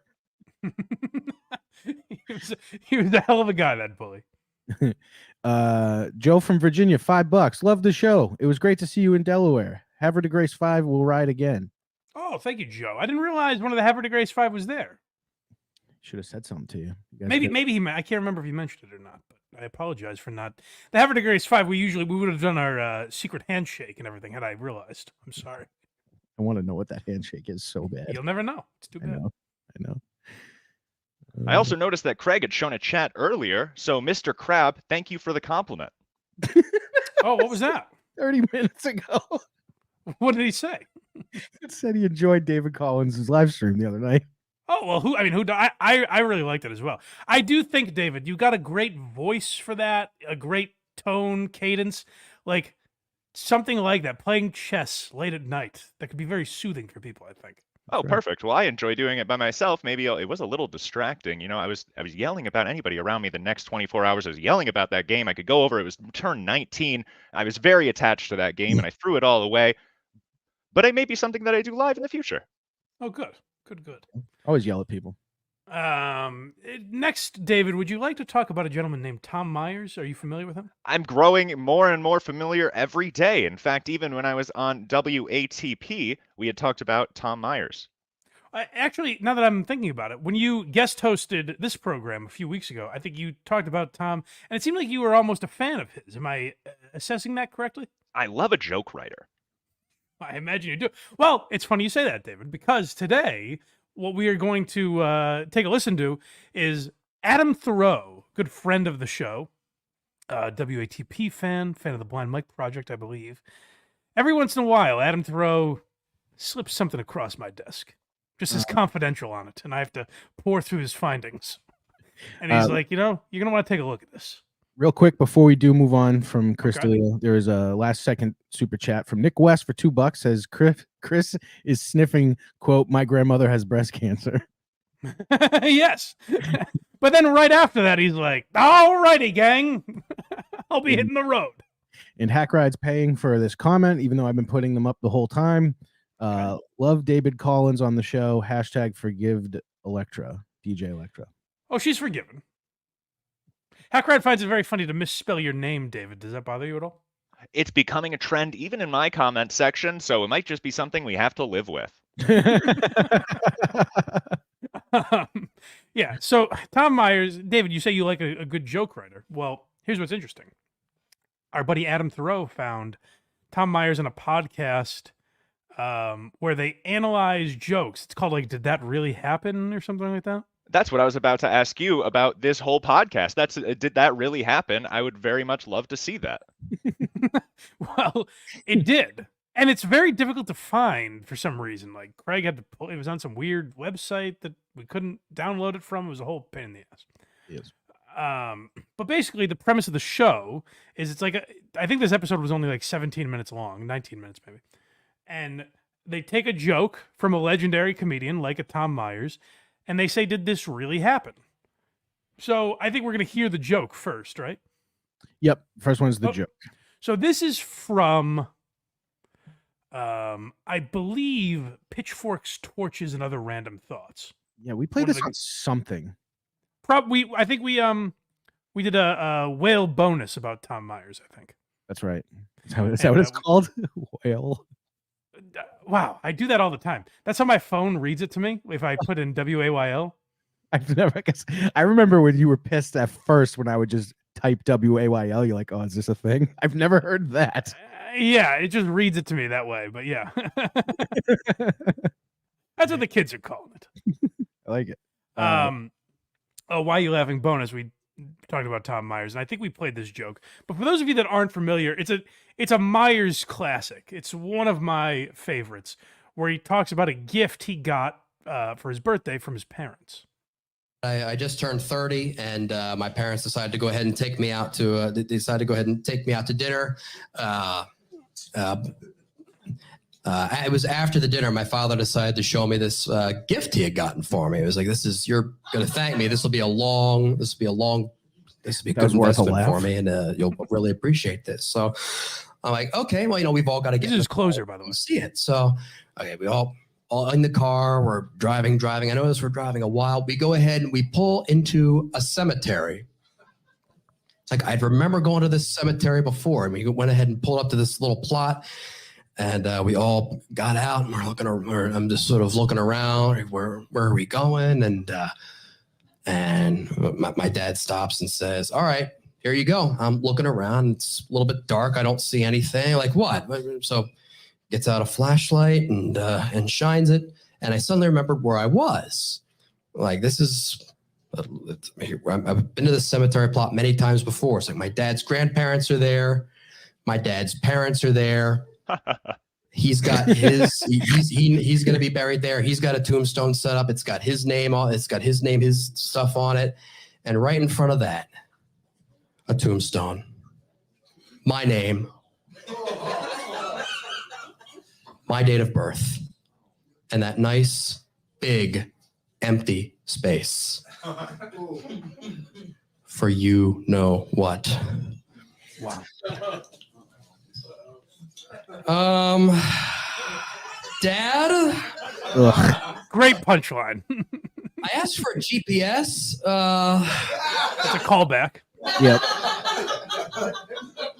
That sounded like an adult, and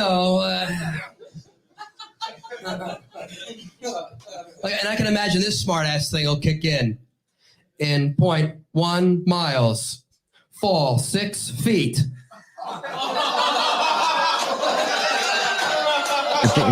You have a very famous laugh you're hearing. Stavy.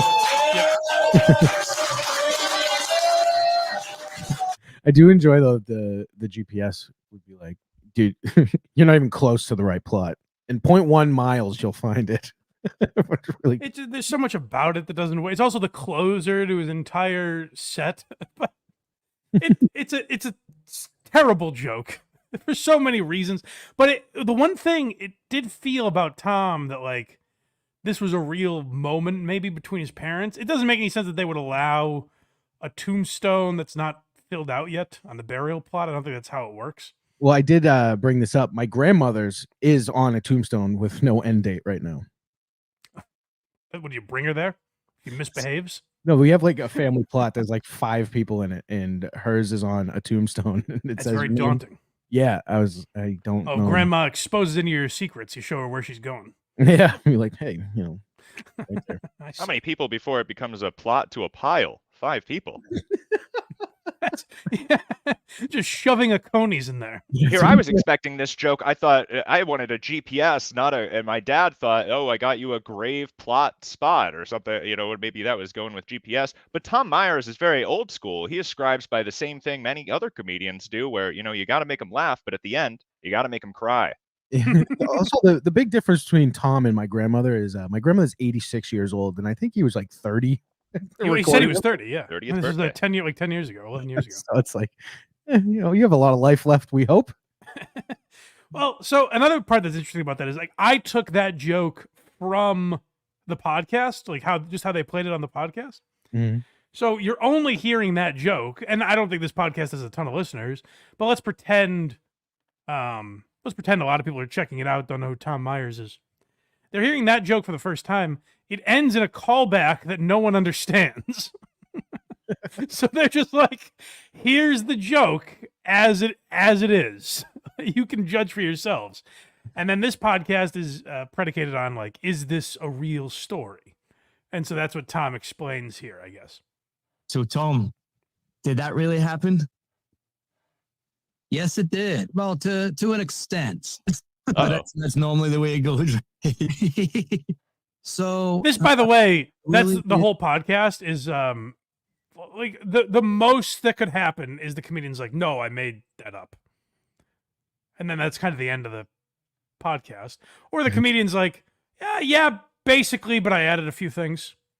You say you downplay the significance, but don't forget this is how Hassan Minhaj got himself in trouble. That's a good point. That's a good point, David. Yes. If the world would change if Tom Myers was lying about this. So I'm glad this is based on some amount of truth. Yeah, like he could have went with the Louis C.K. approach, like we just talked. I think it's not out for free yet, but when he's like, yeah, I was at a bar, doesn't matter where because I'm lying. Right. But let's continue this here. To have a birthday dinner with my parents. And at this dinner, my father did offer me a spot in his in the family plot. It's at a cemetery. Offer me a spot, like you're getting into a country club. But it was a timeshare. You want me to put your name on the list? Tom, we got an opening for you. We could bury you here when you die alone. You have to get cremated just so you can fit. That's a good point. They can't give him a plot for a future wife. He has to be buried away from his future spouse. No matter what, even if Tom develops skills with women, he's gonna be buried next to mom and dad. His parents just know. You're gonna be right here, buddy. The way they sleep at night, he's in between mother and father. Maryland, US of A. And that was about that was where the actual story ended. And then what with my creative... And then the Tom Myers madness ensued. Did you hear that? He legitimately said, my creative writing skills. Oh, yeah. I'm sorry. Go back because I don't want to talk over that. But here's where the mad scientist starts mixing his concoctions. Story ended. And then what with my creative writing skills, I like Mark Twain made up this whole segment where my family takes me to the actual grave site where I've been before because my grandmother's buried there. My great grandparents are buried there. I have a great aunt buried there. See? And there's 2 additional plots and I'm the only one in my... It's a who's who of Myers elite. Yeah, I'm just like Tom Myers, dude. Family plot and everything. Hasn't been married or has kids. So it's if there's anybody who's well deserving of that grave spot, it's me. So I made Tom, you were 30. Oh shit. Your parents thought there's no way he has a family of his own. Let's bury him with great aunt Trudy. And he thinks he deserves it. I've worked all my life for this. Dang Lizard, €5. What? You're telling me that dude didn't really have a bong hit transplant? Now he hasn't addressed that yet. Don't worry. I like that this guy, the guy hosting this podcast, poured through his act and was like, "Wait a second, this burial plot story. There has to be more to this." Monologue about how my parents take me to the gravesite, and there's already a tombstone there with my name on it, my date of birth, and that nice big empty spot where the date of death goes. Did it say "love to laugh" underneath? A lifetime of laughter. But that, like, the story itself, this is a podcast that's 17 minutes long. It could have been what we just heard. It could have been 3 minutes. That's it. Because it's just him going like, yeah, pretty much. But then I added some horse shit around it and got no laughs from it. It was a boring story. I was able to make it insufferable. Let's go to the next one here. What? Like if people, I have kind of a cult underground, like cult following. So if people find out, it was us. It was me and Justin Trudell and Joe in Virginia. You asshole. It's not a cult following. It's people. Here's what's weird about Tom is like, he's embraced the fact that he has this cult following, but will not give Nick Mullen any credit for it. Zero. Like the only reason people know your name, Tom, is Nick Mullen. And I don't know if you just heard that clip. That podcast was there supporting you on top of it. You dickhead. Do you know our history with Tom Myers, David? Do you know why he's a rival of ours? A rival? I thought you were a fan. I understood you went to his show. You've talked about with that fan. I caught up a little bit on that, but I don't understand. Do you have any interaction? I've talked a little bit. I've tried to interact with this Tom Myers. He defers you to a fake person, so it's very tough to have any go back and forth. It's a very real you person. Say that. It's interesting you say that because we had the same issue. Hackride tried to book Tom Myers, and Tom basically told him to go fuck himself. And then when he found out the show we were, started going after us for making fun of Dat Fan. So he chose an allegiance to Dat Fan over us. Well, that's fair. He has a great career in comedy. It's not fair, David. Not fair at We all. were his supporters. Comedians should stick together, I believe. All right. Well, Fair fair point. enough. Fair point. it might become a pilgrimage site. It might become like Mecca, like how there's like it was 5 of us. Havre de Grace is, a mecca. Yeah, there were 5 of us there, Tom. It wasn't. I don't know if it was Mecca. The comedy mecca, Havre de Grace. My God, our lives did change that night in some ways. So I'll give him that. Stuff at like Jim Varney, the guy who did all the movies. Oh, this is where he gets crazy. Listen to what he's about to say.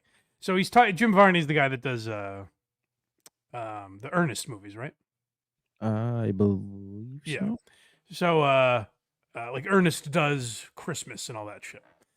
Tom's saying he's kind of a figure in comedy, just like that, where this is going to be, this is going to be a tourist attraction, his gravesite one day.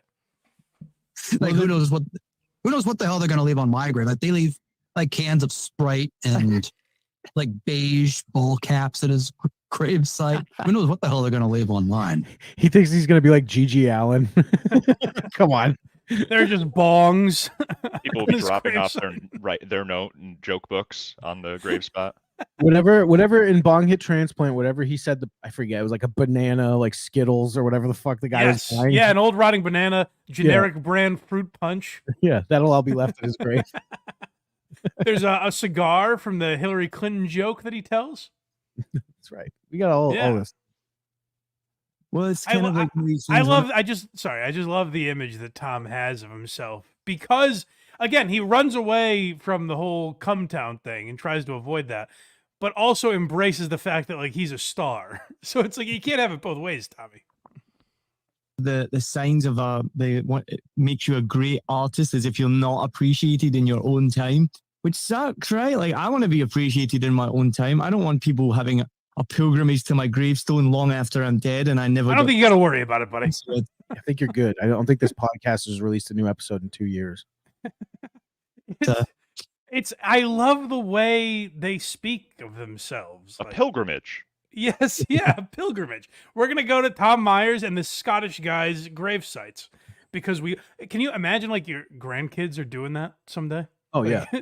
just well, Dad made fun of this comedian from Maryland. We got to go down and see where he's buried. Yeah, it's just like Dimebag Daryl and Tom Myers. Same shit. Yes, yeah, he has a dedicated audience. to see that at all. So it's a double-edged sword if you get what you wish for. It's like, yeah, you can't set up a merch table anymore. I'm like, what the fuck? I can't sell you CDs. But no, I love it. And tough. Was there any more of that, or was that it? That was the last one. There was one more clip. Oh, let's hear it. I envision a future where high schools are taking trips to Tom Myers' gravestone during the DC trip. Yeah. The tomb of the unknown soldier and Tom Myers. Right. It depends. Yeah, I had theatrical training in high school and college. So in addition to, being able to work without a microphone if need be, which I've had to do on occasion. Yeah, Tom, because you play Italian restaurants.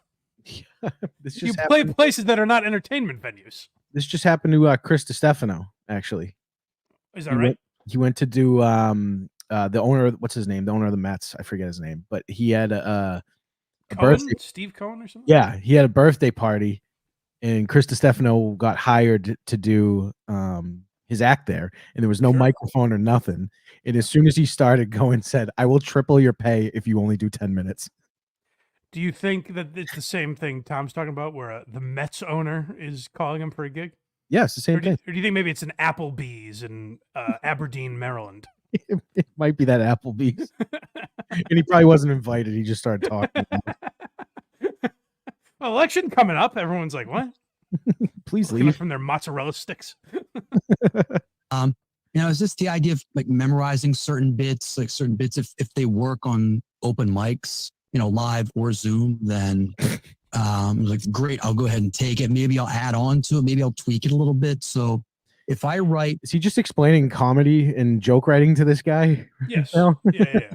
Like if I see something's working on an open mic Zoom show, I'm gonna bring it on the road with me. a joke like today, and if I try it like a year from now, it could be like completely different. Wow. Yeah. So I mean, you really can't tell because you could be doing a joke a certain way, and it does kind of okay. You're working on it, and then someone suggests.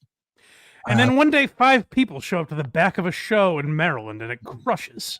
You're like, wow, they're not even here for that fan. And you're like, oh man, I've really stumbled onto something. That's where Tom's writing process, I think, is fucked, is that people show up to his shows and like, Tom, you are a king, my man. You're great. And he's like, oh, geez, I guess someday they're going to show up at my grave and leave Doritos in my honor. Well, it's great we get to hear those acts worked out. Speaking of Mark Norman, it's just like Mark Norman. You get to see it worked out on a podcast and then eventually taken to the stage. It's interesting Tom Myers kind of shares that same process, it sounds like. That's right. Both, yeah, you get to peek behind the curtain. That was the segue we could have used at the beginning there, David. That's right. This word to something, this expression to that expression. And then it just goes gangbusters. It takes off. So gangbusters? Gangbusters. It just depends on the joke. You never know.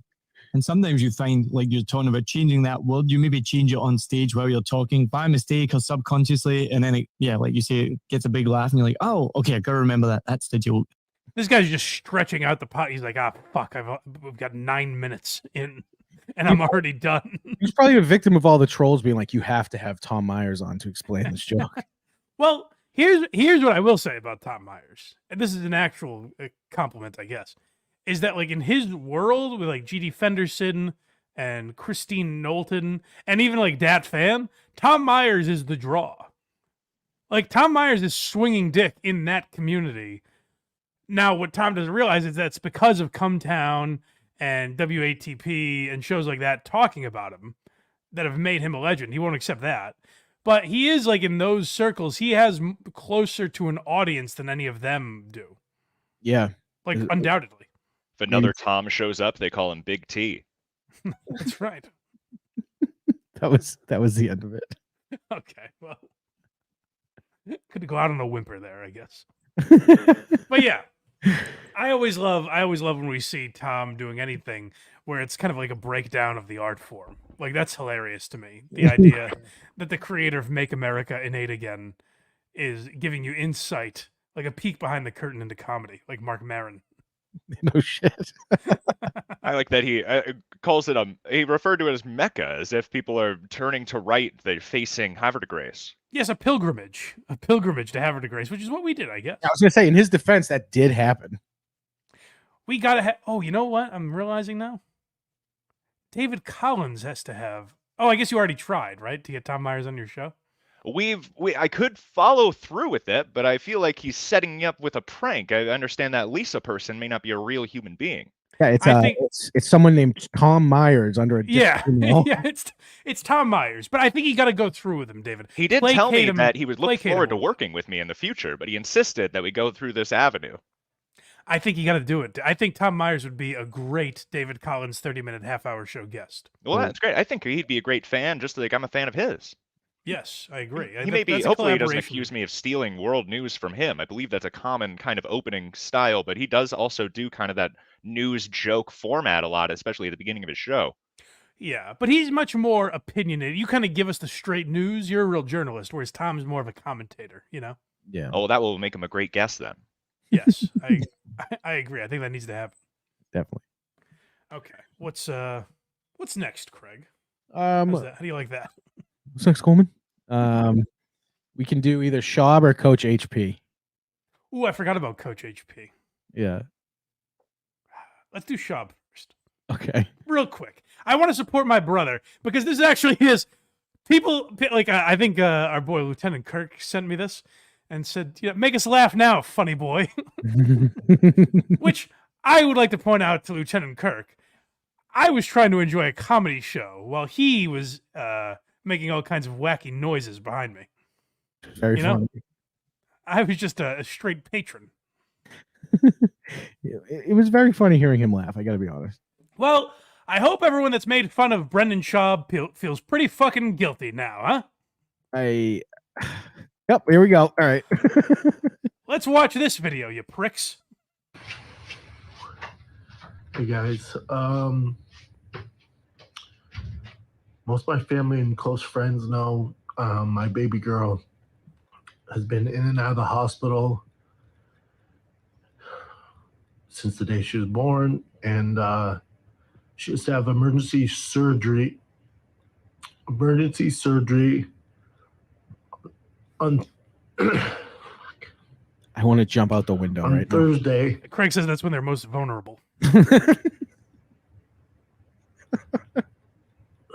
So I'll have to cancel my tour dates in Nashville and Austin. I mean, this is terribly sad, no? Yeah.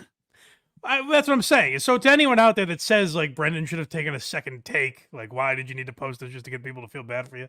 I think that's ridiculous. That's the point I'm trying to make here today.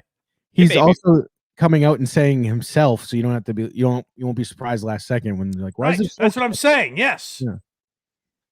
One thing, could anybody clear up, if you film something from the front view camera, it usually mirrors, right? So he's filming this from the back view of a camera? My phone only does that, like, so I don't know how. There's a setting, I forget what it is. Sometimes it does, sometimes it doesn't. Interesting. But yeah, it was very sad. It was, I went to see what they were saying about it on Reddit because I was like, they're gonna have a tough day here. And the first few comments, shout out to the Fighter and the Kid Reddit, the first few were people like, hey guys, we bust Brendan's balls, but let's not, like, this is obviously a real thing. I feel bad for Brendan. Let's leave this one alone. And then you go a few comments down, and it's people just being like, oh, why did he have to post that one? He couldn't post a different video where he's not crying? Just making us like, it took about 90 seconds for people to be like, fuck him. It's crazy. Even a situation like this, they were like, fuck Brendan. But yeah, very sad. And he's definitely not good enough actor to make this multiple takes. Oh no, it's I wonder if Brendan. So this is a topic that Lieutenant Kirk broached with me. He said, "Do you think this is going to kind of start like he's had to cancel gigs in the past? Now he's like, stepping away from the podcast to be closer to his family and all that." So that's what he announces. He's taking a leave of absence from The Fighter and the Kid and canceling his shows. And Lieutenant Kirk asked me, like, do you think he's gonna maybe step away from comedy now? Like, is this the first step in him realizing this isn't really the business for him? And my point was, like, Brendan's never struck me as a quitter. Right. And I don't know that he should. Like, I hope Brendan comes back with, like, a playful... I really think there's a path for Brendan to succeed. I don't know that it's stand-up, but I think he could be funny on podcasts if he plays it right, you know? Well, he was scheduled to be at the Comedy Bar in Dubuque, Iowa, a handful of months ago. Unfortunately, that show was canceled too. So I'm maybe that was for the same reason. I understood it was not for such a strict medical reason there, but it sounds like it's a real trend. So I wouldn't be surprised if some people are kind of frustrated by that. Of course, that does clear things up, though. Yeah. So I just wanted to play that just to point out that we're Team Schaub, baby. He's selling tickets. People want to see him. There's no reason why he should step back from comedy, of course, and he's still somewhat new to it anyway, so I'm sure he's growing. Exactly. Yeah. If the problem was the Showtime like that special being on Showtime fucked him. Yeah. Because it made him a target.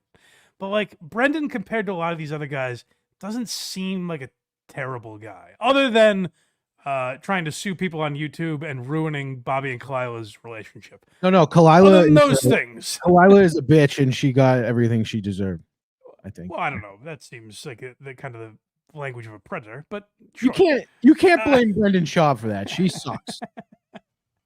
Yeah, that sounds like the language that a violent man would use, an aggressor of sorts. But to each their own, I suppose. So show me a man's 5 best friends. I'll show you the man. That's right. That's exactly right, David. He tweeted out after. He said, surgery was a success. I can't express how much love and support my family felt from everyone. The internet, from my experience, is a dark, awful place. My views have changed recently. The amount of prayers and positive thoughts sent didn't go unnoticed. Can't thank everyone individually, but trust me, I see it. Life is scary for a parent. Forever grateful for the team at the hospital. Thank you. I'm glad. I like when things go okay for Brendan. Like he has a win on. Obviously, that's a very sad situation, but I'm saying where people don't pile on. It seemed like for the most part he was getting good messages, which I like. So exactly. Shout out to our thick brother in arms. Very thick. All right, let's dive into Coach HP a little bit because he had a Barstool employee on there recently. Speaking of Brendan Schaub. Yes. Well, that's the only thing that I understand with Coach HP. Of course, I assisted in creating an intro many weeks ago, and that was some of the portion that I had caught up on. Coach HP talking with Brendan Schaub. Yes, no, that's actually a very good segue, David. I apologize for my ignorance. That one went right over my head. Yes. Yeah, Coach HP, we discovered him by interviewing Brendan Schaub. And speaking of like 19-minute podcasts, he had Wallow on from Barstool, and it was 19 minutes long. So I was going to bring that up because as he says on this, he's like, I have been wanting to do this for 4 years. I've been prepping for 3 weeks. We'll hear it's as great as a dream as it often is with these people. Yeah, but here's 19 minutes. Yeah. So here's what I think Coach HP is he's the ambulance chaser of podcasting. Correct. He flags people down, gets whatever time he can with them, and blows them to try and wedge his way into their lives. He's like a cockroach. Man, you got to understand that I got to prep you with what I'm about to do because it has been 4 years since I've been waiting to do this with you. So I have so many things that I want to get from you. He asked him like 6 questions. Yeah, I don't know if this was like a Wallow thing where he's like, I have only this amount of time. I mean, that's certainly possible, but then I would say, well, we can't do it. If it's my greatest dream and I've been prepping 4 years for it, which why would you prepare 4 years for something that you had no idea if it was going to happen? Yeah, maybe in a year from now, I'll catch you for an hour. It'd be like if I was writing questions right now to have Larry David on. Doesn't make any fucking sense. Imagine if we had Larry David on and it was 13 minutes. I'm like, well, Larry, I don't want to bother you, so. With this is let people know that I think you're one of the most underestimated people around right now. Not only your story, but your mindset and how you attack situations and how you present yourself is so undervalued, man, that I think you're a guy that deserves 20 million. Like, it's just insane, dude. Based on what? We're hitting the fuck. 20 million just dollars a year? What is that number? I don't know. Followers? I don't fucking. David, as a guest, is this how we should be approaching you? Are you upset that we don't kind of praise you enough? Oh, no, not at all. I think you've actually praised me very much so. Often, I'm often hearing compliments coming from you. I'm distracted. Coach AP, ask this guy to take his coat off. Stay a while. Wallow's ready to get the fuck out of here. Yeah, he's heard. Yeah, I don't know how he gets these guests, but I do think like he's an ambulance chaser. He just kind of lurks. He's going to them, correct? He's always at their spot. Oh yeah, he's always flying all over the place, and it's always it was my greatest dream to get you on the program. It's never in the same spot. He must just be sleeping on the flight. Yourself is so undervalued, man, that I think you're a guy that deserves 20 million. Like, it's just insane, dude. The fucking button. We're hitting the fucking button right now, just so you know. The what? The button. The fucking button? I don't know. Like we're letting it rip. Either that or he's like, that wasn't recorded. We're going to start now for real. And this guest is maintaining eye contact the entire time. Coach HP is looking forward. He's looking at the guest. He's looking at his notes. He's all over the place. Coach HP, pay this guy a little mind. In Wallow's defense, he spent a great deal of time in prison.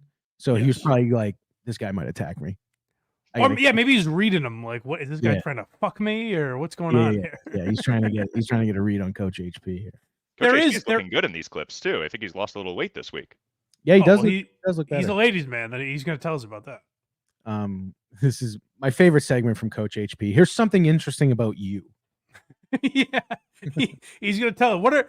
What are Wallow's highlights? Because I'm sure they're very different. Like he does his research about every guest. It's not going to be exactly what he said to Brendan Schaub and David Lucas. Certainly, it's going to be different. Wallow, have you heard of Drake? That's right. Very interesting about you, Wallow, is that you're incredibly funny. Your sense of humor. This is the best thing because like $1 million worth of game is a very ball busty show.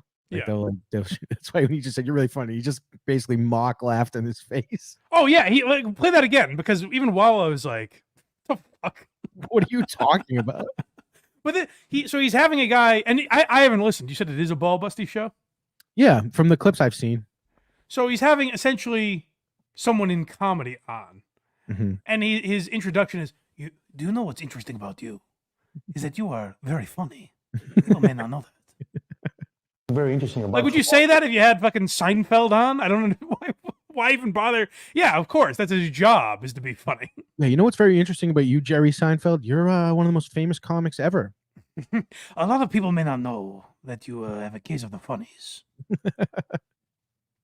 Very interesting about you, Wallow, is that you're incredibly funny. Hold on. I want to examine how that's interesting. Hey, you know what's interesting? You make people laugh. Some people are funny and some people aren't. And if you went up to me and said, "Hey, you see that guy sitting over on the park bench there? He's funny." He's funny. I wouldn't. Oh, jeez. Now that's interesting. Well, he's gone from ponder that for a while. Brennan Schaub to David Lucas, and now he's looking at him. He's probably trying to see which side, where on the scale of funny do you fall closer to? That's right. Yeah. Be funny. like your sense of humor comes like out of control, right? I think that's what has you on the top thing because you get fucking top serious real thing. quick. Yeah, but yeah. His compliments are all very vague. Where you deserve 20 million, and you are right at the top thing. Candy. You're right at the top thing. Try something a little more specific, Coach HP. I don't know what that could possibly mean. and the top thing because you get fucking serious real quick, but you're funny as fuck too, dude. That sense of humor, where does that come from? Where do you get your ideas from? What? So poor Wallow, like these are actually kind of rude questions to ask someone. Oh yeah. Because like Wallow now has to answer why he's funny. I don't know, man. Like I had to develop a personality when I was young. I don't fucking know, dude. What the fuck does that mean? I'm not a psychologist. Why are you so funny? You are very funny, so much so you deserve the top thing. Why is that? He asks questions like it's a late night show, as if it's already, they've talked it out, you know the answer coming ahead of time, but nobody told the guest what they were supposed to say. Yes, yeah. Exactly. Wallow, I understand you are vacationing in Europe, yes? But you know, he's got some compliments, you know, the ladies. That's shocking that he would go there. Dude, you change. So I saw a ton of podcasts with you, right? The best podcast for you by far is when chicks interview you. You change completely. You're like Mr. Suave. You really kick it. Wow. Like you That's, smile. again, like you did with David Lucas, kind of a backhanded compliment. You're actually good with women. I can't believe You are a bit of a phony because when a woman is in the room, you turn it on. All of a sudden, when I see you with a man, you are a charmless loser. When I see you with a woman, oh, you are Mr. Suave. Completely. You're like Mr. Suave. You really kick it. I love it. Like you smile. You're like in the room, right? Let's talk love for a second, dude. Last time we spoke, you were in a relationship. You've talked about this publicly, that you went through some miscarriages. And it was a real tough point. Right? Oh my God. Oh my fucking God. 3 sentences from Suave. Oh now, my beware, Mr. Wallow. I do not have very good bedside manner. 3 sentences from Suave. Miscarriage. That's very funny.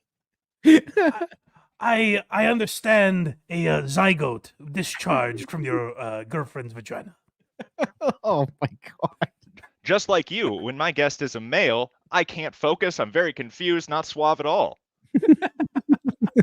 You, as someone who is incredibly suave, why don't you tell us about miscarriage? Miscarriages. And it was a real tough point, right? I was thinking I would really like to talk about miscarriage, and I need someone with a lot of charm to walk me through it.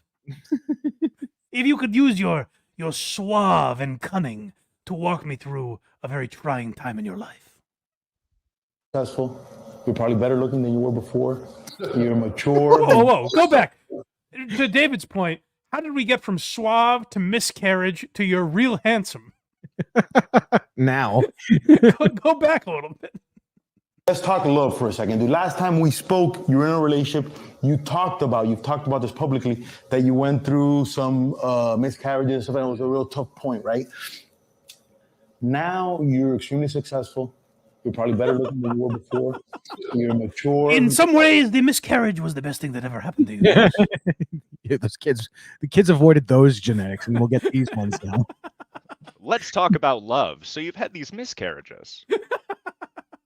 It is a great privilege to you that your girlfriend's uterus does not work. God damn. Right? How much do you think it contributed to your success that your girlfriend could not carry a child to term? Fucking God. HHP is unbelievable. Is that why you are so successful? Is that why did Dave Portnoy throw all this money at you because of your girlfriend's barren womb?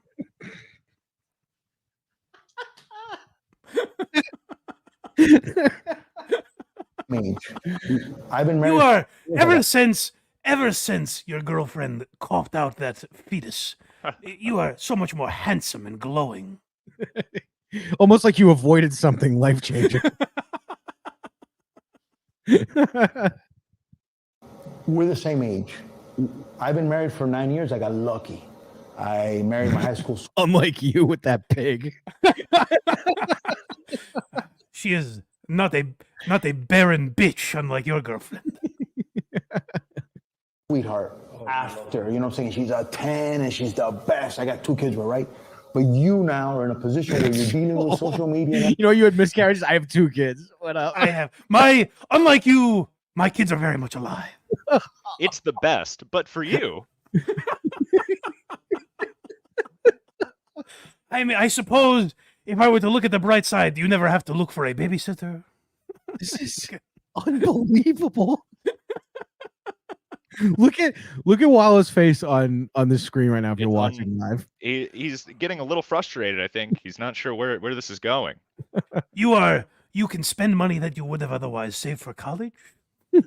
This is fucking crazy. Now, sure, I have 2 beautiful kids, and they changed my life tremendously. I would be a wreck without them. But you are so handsome. I did have to change their diapers. Not that you know what that's like. Something you may never experience. You know, because of the miscarriage that I am so delicately bringing up. After, you know what I'm saying? She's a 10 and she's the best. I got 2 kids, right? But you now are in a position where you're dealing with social media now, women. You're dealing with a lot of stuff. You are very much alone. You'll never find both in the sense that your girlfriend left you and you do not have children. So when you are old and decrepit, no one will take care of you. Speak on that a little bit. Oh my God. Social media now, women. You're dealing with a lot of stuff. You're a very popular guy. What are you thinking about, man? What's your thing with this? How are you thinking? Because I would love to see Wallow raise men. Brilliant. I wish your kids didn't die because I would love to see you raise them, dude. Give it another shot with perhaps someone who is more fertile. Oh my fucking God. Dude, look at Wallow on the screen, dude. It's very interesting to me because you seem like someone who should be a father and isn't. Hackright with your thoughts. Hackright says this is Latin Michael Scott.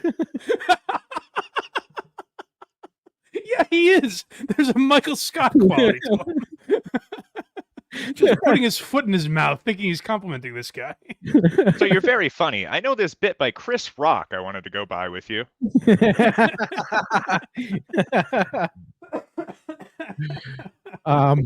I very much enjoy knowing that that's a 20-minute show, that episode. That question probably took about 10% of the entire episode, and he didn't even end with a question.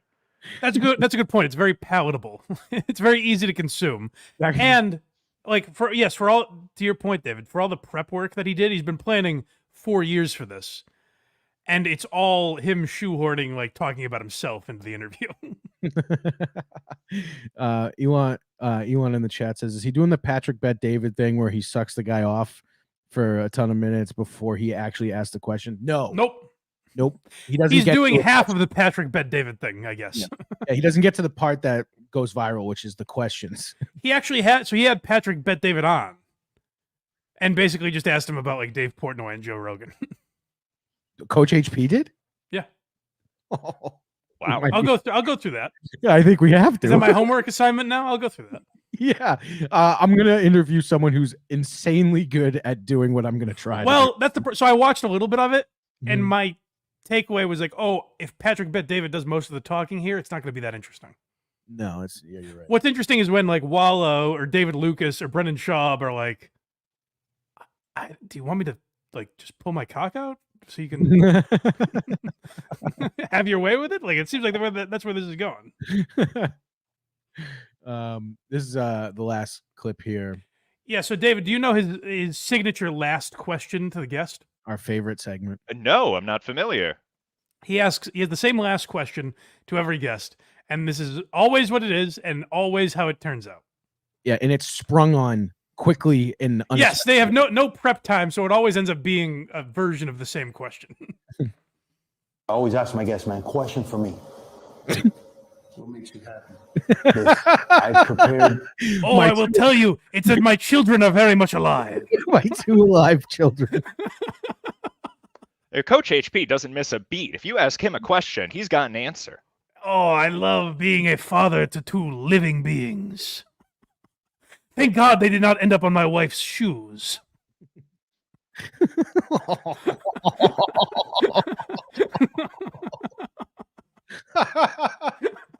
Question for me. What makes you happy? This. I prepared 3 weeks for this. By the way, he said that looking very unhappy. It's always it's sprung on the person, like you said, Craig. So they have no time to think of like what would be a good question for this guy. So they're always like, why do you do this podcast? Or like, what are your notes on today's episode? And he's always like, oh, well, today was the greatest day of my life. I dove into your life and I saw interviews and I got to know you. It's almost like I know you already. I'm obsessed with this process and how I think is, because you don't remember the first phone call we had, you in the ranking of people. Why would I? You said, who is this and how did you get my number? Why are you asking me about my kids? Why do you keep calling me privately, is what you said to me. Coach HP calls Wallow on what would have been his kids' birthdays every year. I just wanted to say I'm deeply sorry that you are not a father. I'm deeply sorry you didn't have to get a cake today. I'm sorry for the noise in the background. My children are happy and celebrating life for no particular reason. They're playing Nintendo way past their bedtime. Don't you hate when that? Oh, wait. Twice. I'm here, right?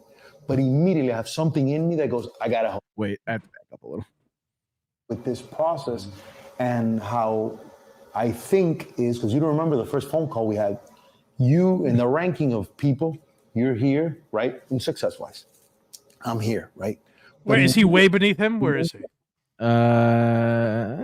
About inch above the head to the chin. That's the difference. Yeah. Okay. Coach HP is still up to the chin though. He's Yeah, made it up. that's pretty good. He's above. His hand is above his elbow for a little perspective. He could go down. I gotta help Waddle. I don't know why, but I gotta help Waddle. I am chin level, which means I am above being scooped out of your wife's vagina. Look at Wallow. Every time I pause this, look at Wallow's face, dude. Describe it to me if you would. His eyes are half open and he just Waking up, baby. Has it been 20 minutes yet? Dude, he just said, I don't know why, but I have to help Wallow.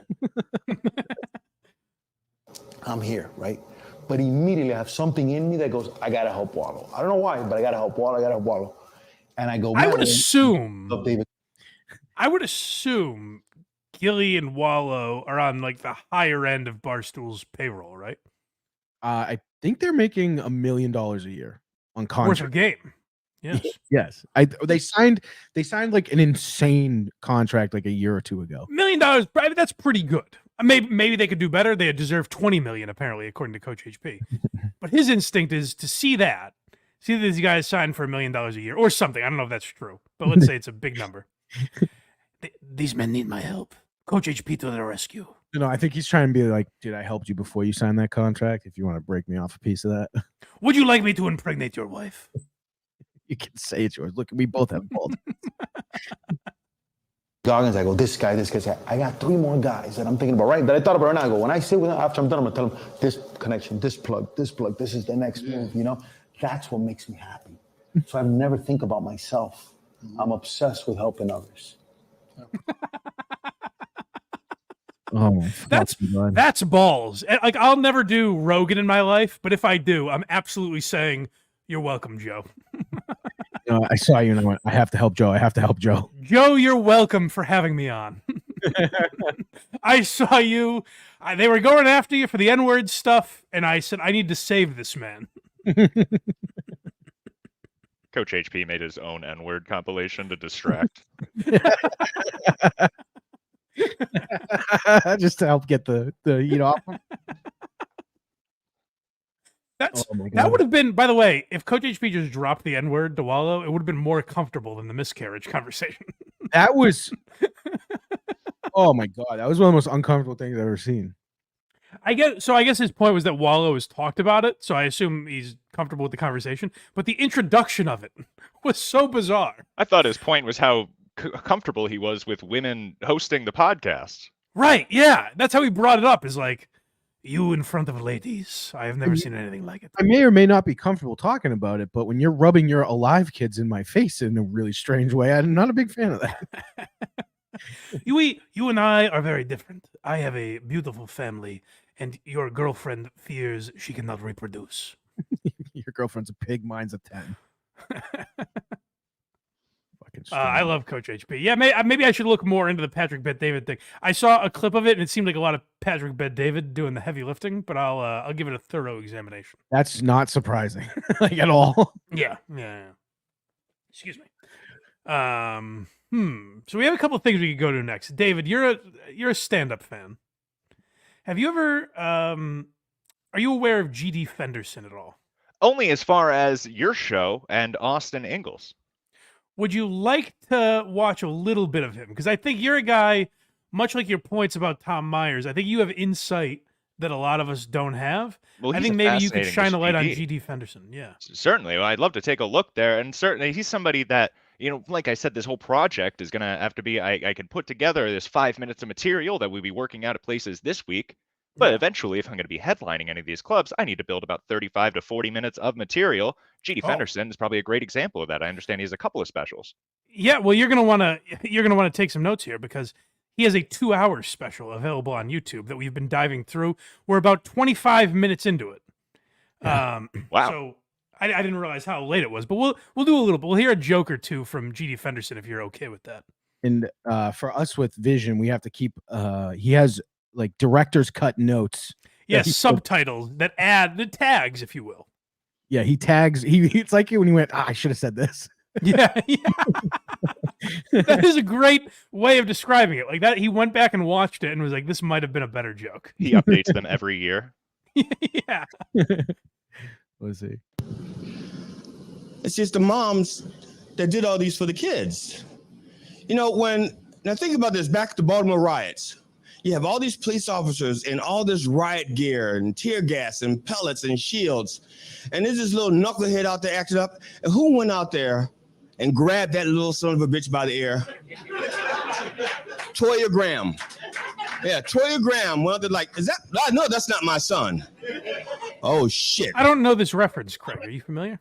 Nope, I'm waiting for him to tell me about it on the screen, and it's just not good. Is this America's Tiananmen Square? I'm not familiar either.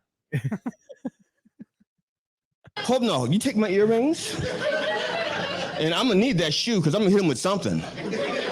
And she went. This is the beautiful thing. It says repercussion protocol callback. Don't remember. Repercussion protocol. Something. I remember he talked about his mom forgetting birthdays or some shit. I don't know if that is. Yeah, but that can't be what it is. He talked about the NFL and concussions, maybe. It says repercussion, not concussion. Repercussion protocol. Yeah. Maybe that was the punchline. Maybe that was a perfect time. Got him. I can't remember. She needs to be a head coach. She needs to be a head coach. When those players get out there and start acting a fool and start like a Dominican Sue, kicking the player, stomping another quarterback, cleaning off his cleats. I wasn't stomping him. I was just cleaning off my cleats. I thought it just said welcome Matt Castle. That's it. Moving on. Why is he slamming? I say this every time we cover GD. He's unique in the sense, like, has there ever been a comedy special that references Matt Castle? Maybe Ndamukong Suh famously stomped him. I don't remember. I get, but still, Craig. Yeah, I'm trying to. Also, this is a spot-on impression of Ndamukong Suh. I'm going to get the quarterback. Toya Graham, take care of his ass. And women. Who's Toya Graham? I'm guessing something to do with the Baltimore riots that he's talking about. If only we had the internet at our fingertips. It's a very sports-heavy joke. It makes sense. I mean, they're the disciplinarian quite often, so they have mastered the timeout. Oh, they have mastered the timeout. Oh God! I don't even know what that said. It said something. Black audience, what's a timeout? What? Is that a white thing? Apparently, he's making. I didn't know that's there. But this is, he's gearing, and he thinks he's got a gem here with the timeout joke. I give him credit for calling out what a bomb it was, at least. He does go back a little bit. The whole time. They have mastered the timeout. Okay, fine. That wasn't all that funny. It will be in 2 more beers. Robbie, get them some more beer, and I'll do that joke in about 5 minutes. I'll do it again. I gotta say, I've been drunk on podcasts before. I've never had 2 beers and suddenly been like, boy, you know who's funny? G.D. Fenderson. Yeah, you know what, Mike? Bottom of the screen right now, it says DVD equals. Do you have any guess? DVD equals. Mm-hmm. DVD equals. Is it related to alcohol? Yes. Yes. DVD equals. This is a great game. G.D. Fenderson, what's the tag that he wrote underneath the joke? Because we can DVD do this. equals X number of shots, maybe? No, it's words that for DVD. That's my hint. Drunken. Close. Keep going. I don't know. Drunk viewing demanded. GD, this is 10 years after the DVD player has been deemed irrelevant. Now, the other important thing about women being head coaches, it's like toward the end of a game, you know, the Patriots are beating another team by 40 points. And why not just name another team? And Tom, I think, was this filmed back when the Patriots were just cruising? So I believe it was filmed in 20. He makes a couple Patriots references that are very specific that made me think it was filmed in maybe like 2016. Because remember, he also talks about Ray Rice. Right. But he didn't release it for years, I guess. This fucking guy. Brady won't come out. Bill Belichick is going, Tom. Yes, Brady. That's always been Belichick's demeanor. Yeah. You know, the old impression of Bill Belichick. Hey, everybody, it's Crazy Bill. And Tom's going, no, can't hear. He's got headphones in his helmet, and you can't hear Belichick saying, Tom, I need you to come out so Garofalo can play or Bristol can play. This is the reference. You might be wondering who Bristol is. Do you have any guesses now? Bristol. Is that the wrong name? Yes, yeah. Jacoby Brissett. Yes. That's what made me think this was like 2016. Yeah.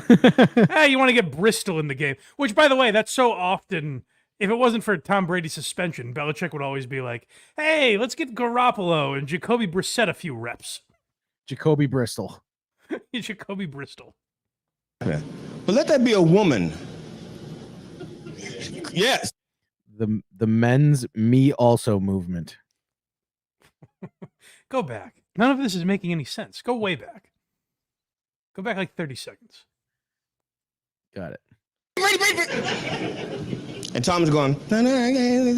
That's such a solid. If anyone that knows, if you're not that familiar with football, and if you have always assumed that Bill Belichick is this animated guy, and that on the field Tom Brady is this laissez-faire who gives a shit guy, you nailed it. Yeah, I'm not too familiar with football. Is Tom Brady known as kind of a dainty runner? Yes, he's never been particularly passionate about the game. He never gives the refs too much guff. Yeah. In his helmet, and you can't hear Belichick saying, Tom, I need you to come out so Garofalo can play or Bristol can play. No, it's not happening. What sport is he referring to? What's that? Why on earth?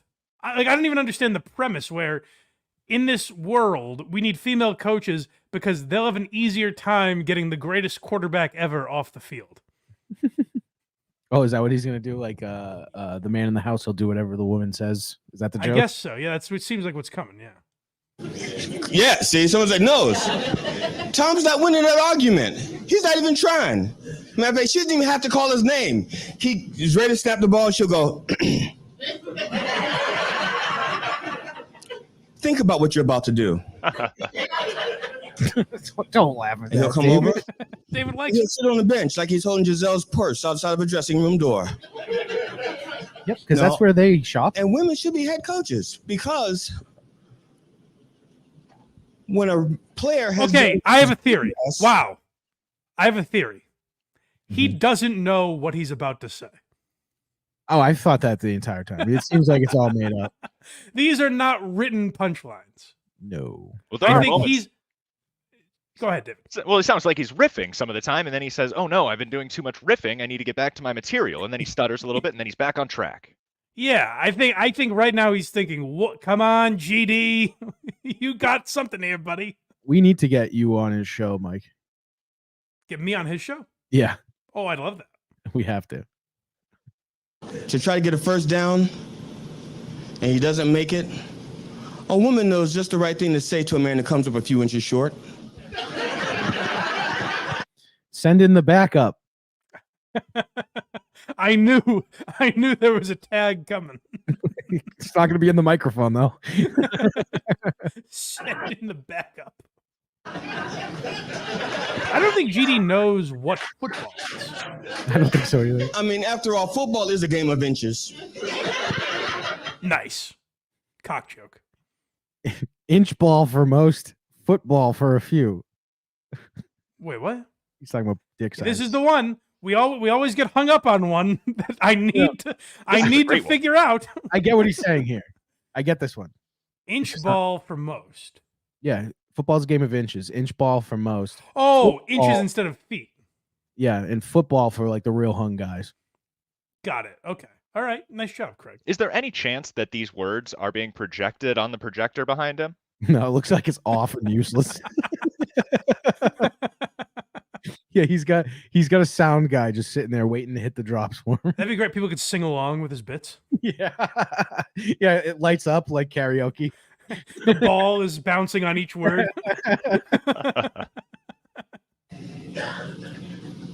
Now, I'm the youngest and the least fucked up of a litter of four. Now, I say litter. Back to cats. It said least is still fucked up on the bottom of the screen there. Yeah, we got the joke, GD. As an homage to my father and what he called my mom when they had disagreements. And see, and I know what you're thinking, but I really, really do not condone any man calling his wife Old Yeller. Lassie, maybe. What does that mean? Old Yeller is a dog. Lassie's I know, I understand that. So he called the wife Old Yeller. Old Yeller gets shot behind a barn. Lassie is like a hero. Right. So he's saying the wife should be brought out back and shot. Yeah, and then he tagged it with the maybe we should call her Lassie instead. Yeah, I got it. But again, you know what? I'm getting hung up too early. Hear where he goes with it. That is going to leave you puzzled. I forgot I already heard this. I'm sorry. Usually this. Oh, okay. Is that a comment? What's that, David? Well, maybe is that just maybe a black family thing? Whereas back in I'm not sure his age, but maybe a white family would say that battle axe, and they were saying Old Yeller. David, you might be onto something, but let's see where he goes with it because he's about to enter some confusion into the mix here. How light her skin is. Go back. I want to hear the full context. Yellow wives matter. Oh boy. Oh boy. You got a taste. It doesn't matter how light her skin is. Yellow wives matter. So, is she not black? I have no fucking idea, but it just says all wives matter on the bottom of the screen. Certainly hope she's not Asian. That's what I was wondering, David. Yeah, I didn't know if he was making an edgy joke there. I don't think he knows. That's my guess. I don't think he knows what he just said. Yellow wives matter. I didn't say it. All right, let's keep going.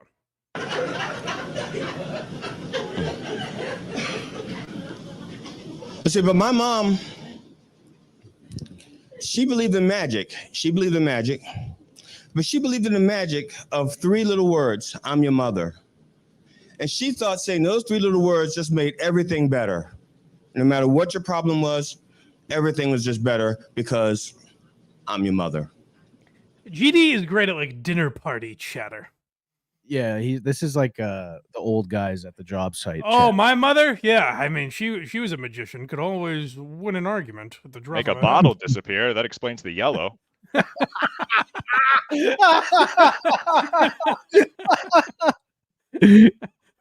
when the rest of the litter was teasing me, calling me ugly, adopted. Wait, are his parents Asian?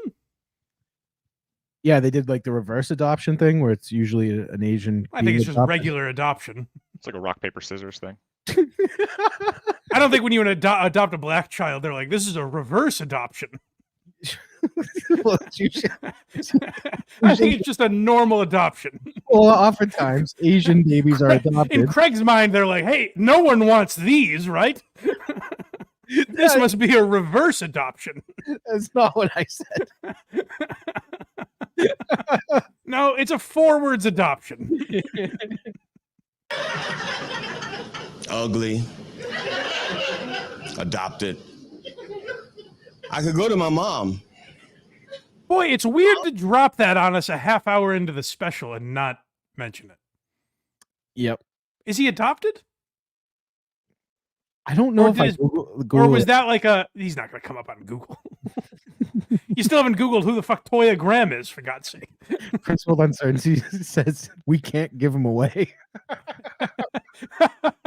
That's Craig's mindset. That's all Hey, I'm saying. yeah, come on down to Tyrone's adoption agency, where we're trying to pull off some reverse adoptions. You think I'm ugly? Of course not, boy. I'm your mother. Now I'm gonna All better. assume she's not Asian, just judging by that impression. Yeah, maybe. Hey, David, I've got an idea. I think I'm curious to see what you think of this. You ever seen the documentary Comedian with Jerry Seinfeld? I have not. So in that documentary, it's they follow Jerry Seinfeld and his like path back into stand-up, and they also follow Orny Adams, who's like a younger up-and-comer, I guess, at the time. In your documentary, would you consider also covering G.D. Fenderson, who's at a different stage in comedy? I think that'd be very interesting. In what capacity? That would be interesting. I think you and GD hit the road together. I think those are two personalities I'd like to see mix. Oh, that would be fantastic. It would be somebody maybe I could get into open. I will probably part of the process will be opening for another comedian at some point, and maybe a couple of times, and kind of going through and learning how that operates. So There you G.D. go. Fenderson I'm would be a saying great person. Do you think David that he's more opens for accessible GD. than Tom Myers? I think he would be. Yeah, I don't think he's going to go through the ruse of having a publicist or anything. Yeah. Well, maybe we'll have to talk and maybe even get on a road trip and see if things get a little weird with G.D. Fenderson. I like it. All right, let's try and get through one more joke here, if that's possible. I think this is a 2-hour run-on story. And the story is his parents were pretty normal, it seems like. His parents didn't like Every story he tells is like a stereotype of parents, other than that god-awful chip story he told. My mom saw me wearing a condom. Wait. Oh, you know what? We're not going to get through this one. No, too long. I'm going to leave you guys, ironically, with blue balls. Because this one's too long to get into right now. David, I'm sorry. Next That time. is something. What a special that he has there. Yeah, it's 2 hours. We're about a half hour into it, so It's great that you're getting ahead of it before anybody picks it up. I'm trying, David. I'm trying to show more people. People are free to watch this now if you want. All right. What are you laughing at? I thought he was going to say something. I did too, but I've learned not to expect it. To expect the unexpected. Yeah. Guys, please, for the love of God, go check out David Collins' 30-minute half-hour show. I saw you had a big bump from WATP. Right, it And, was something, especially that one episode. Got a lot of views there. Not a lot of it I noticed translated into subscribers, but percentage-wise, that is. Of course, actually, it did boost our numbers by a very sizable amount. For sure. Well, keep that going for David. Get him to 1,000 subscribers on YouTube. And he just had the great Eric Nagel on. Right, how exciting. A true radio veteran. It was very nice to talk with him. Now, are you an Opie and Anthony fan? Admittedly, I am familiar with the Opie and Anthony show. Of course, it's some of the darker things and some of the maybe bullying, as you would describe it, I'm a little against, but so much of the humor. And I love a show that's bringing comedians onto the show so consistently. Okay, because I've always noticed you have similarities to both Opie. You guys both started radio when you were 18. Right, of course. And I think when I was on with you, you mentioned you were friendly with Scorch. Certainly only on one occasion, but it's not that hard. If you go up to Wisconsin and to one of these radio conventions, you can certainly run into him. Okay, yeah. You guys pass ideas back and forth, sort of. Right. I believe he's doing my What the F, dude. That's a good game. I wondered where he got that. All right, yeah. Go check out David and follow him everywhere. And go to his live show, by the way, February 9th. I actually, at this point, I don't know if that's really happening, but if it is, go to it. Certainly. There's a poster on the Instagram. Okay. Go check out David if you're in the Iowa area. That sounds like a fun evening, February 9th. And follow David. He's a friend of the family now. And blindmike.net is where you can get all the stuff involving this program, all the free links. You can subscribe, Patreon, YouTube. Become a member. We appreciate it. We're here every Sunday at 10 a.m. If you listen to the show, you can also watch us live on YouTube. And then Craig allegedly has a podcast, yes? I do have a podcast. You can check it out at verygoodshow.org. Either Very Good Show or Rubbed Out. What kind of kids have you been scouting lately on that program? I don't know what you're talking about, dude. I said, what kind of topics have you been scouting lately? We're doing one called The Reading Man this week. What is that? It's a murder that Tim's gonna. It's like when a dad is in bed reading, he's probably distracted, so it's time to sneak in through the kid's bedroom window. I don't like this at all. Nope. Craig calls that The Reading Man. That's not it, but it's a good context clue guess. Reading the newspaper for newborn reports. David, I thought we were friends. Out of way, David. Get in on this. No, dude. All right, everybody, support the boys. Oh, and go follow Hack Ride and DJ Electrify also. They're part of this program. Hack Ride still, if you're looking for something to watch right now, I think Hack Ride is still broadcasting. So go over to Hack Ride's channel and check that out. Yes, do that. All right. See you guys later. And we have a mean transition. Sappers clear the way. Everyone all the way. Now, this is very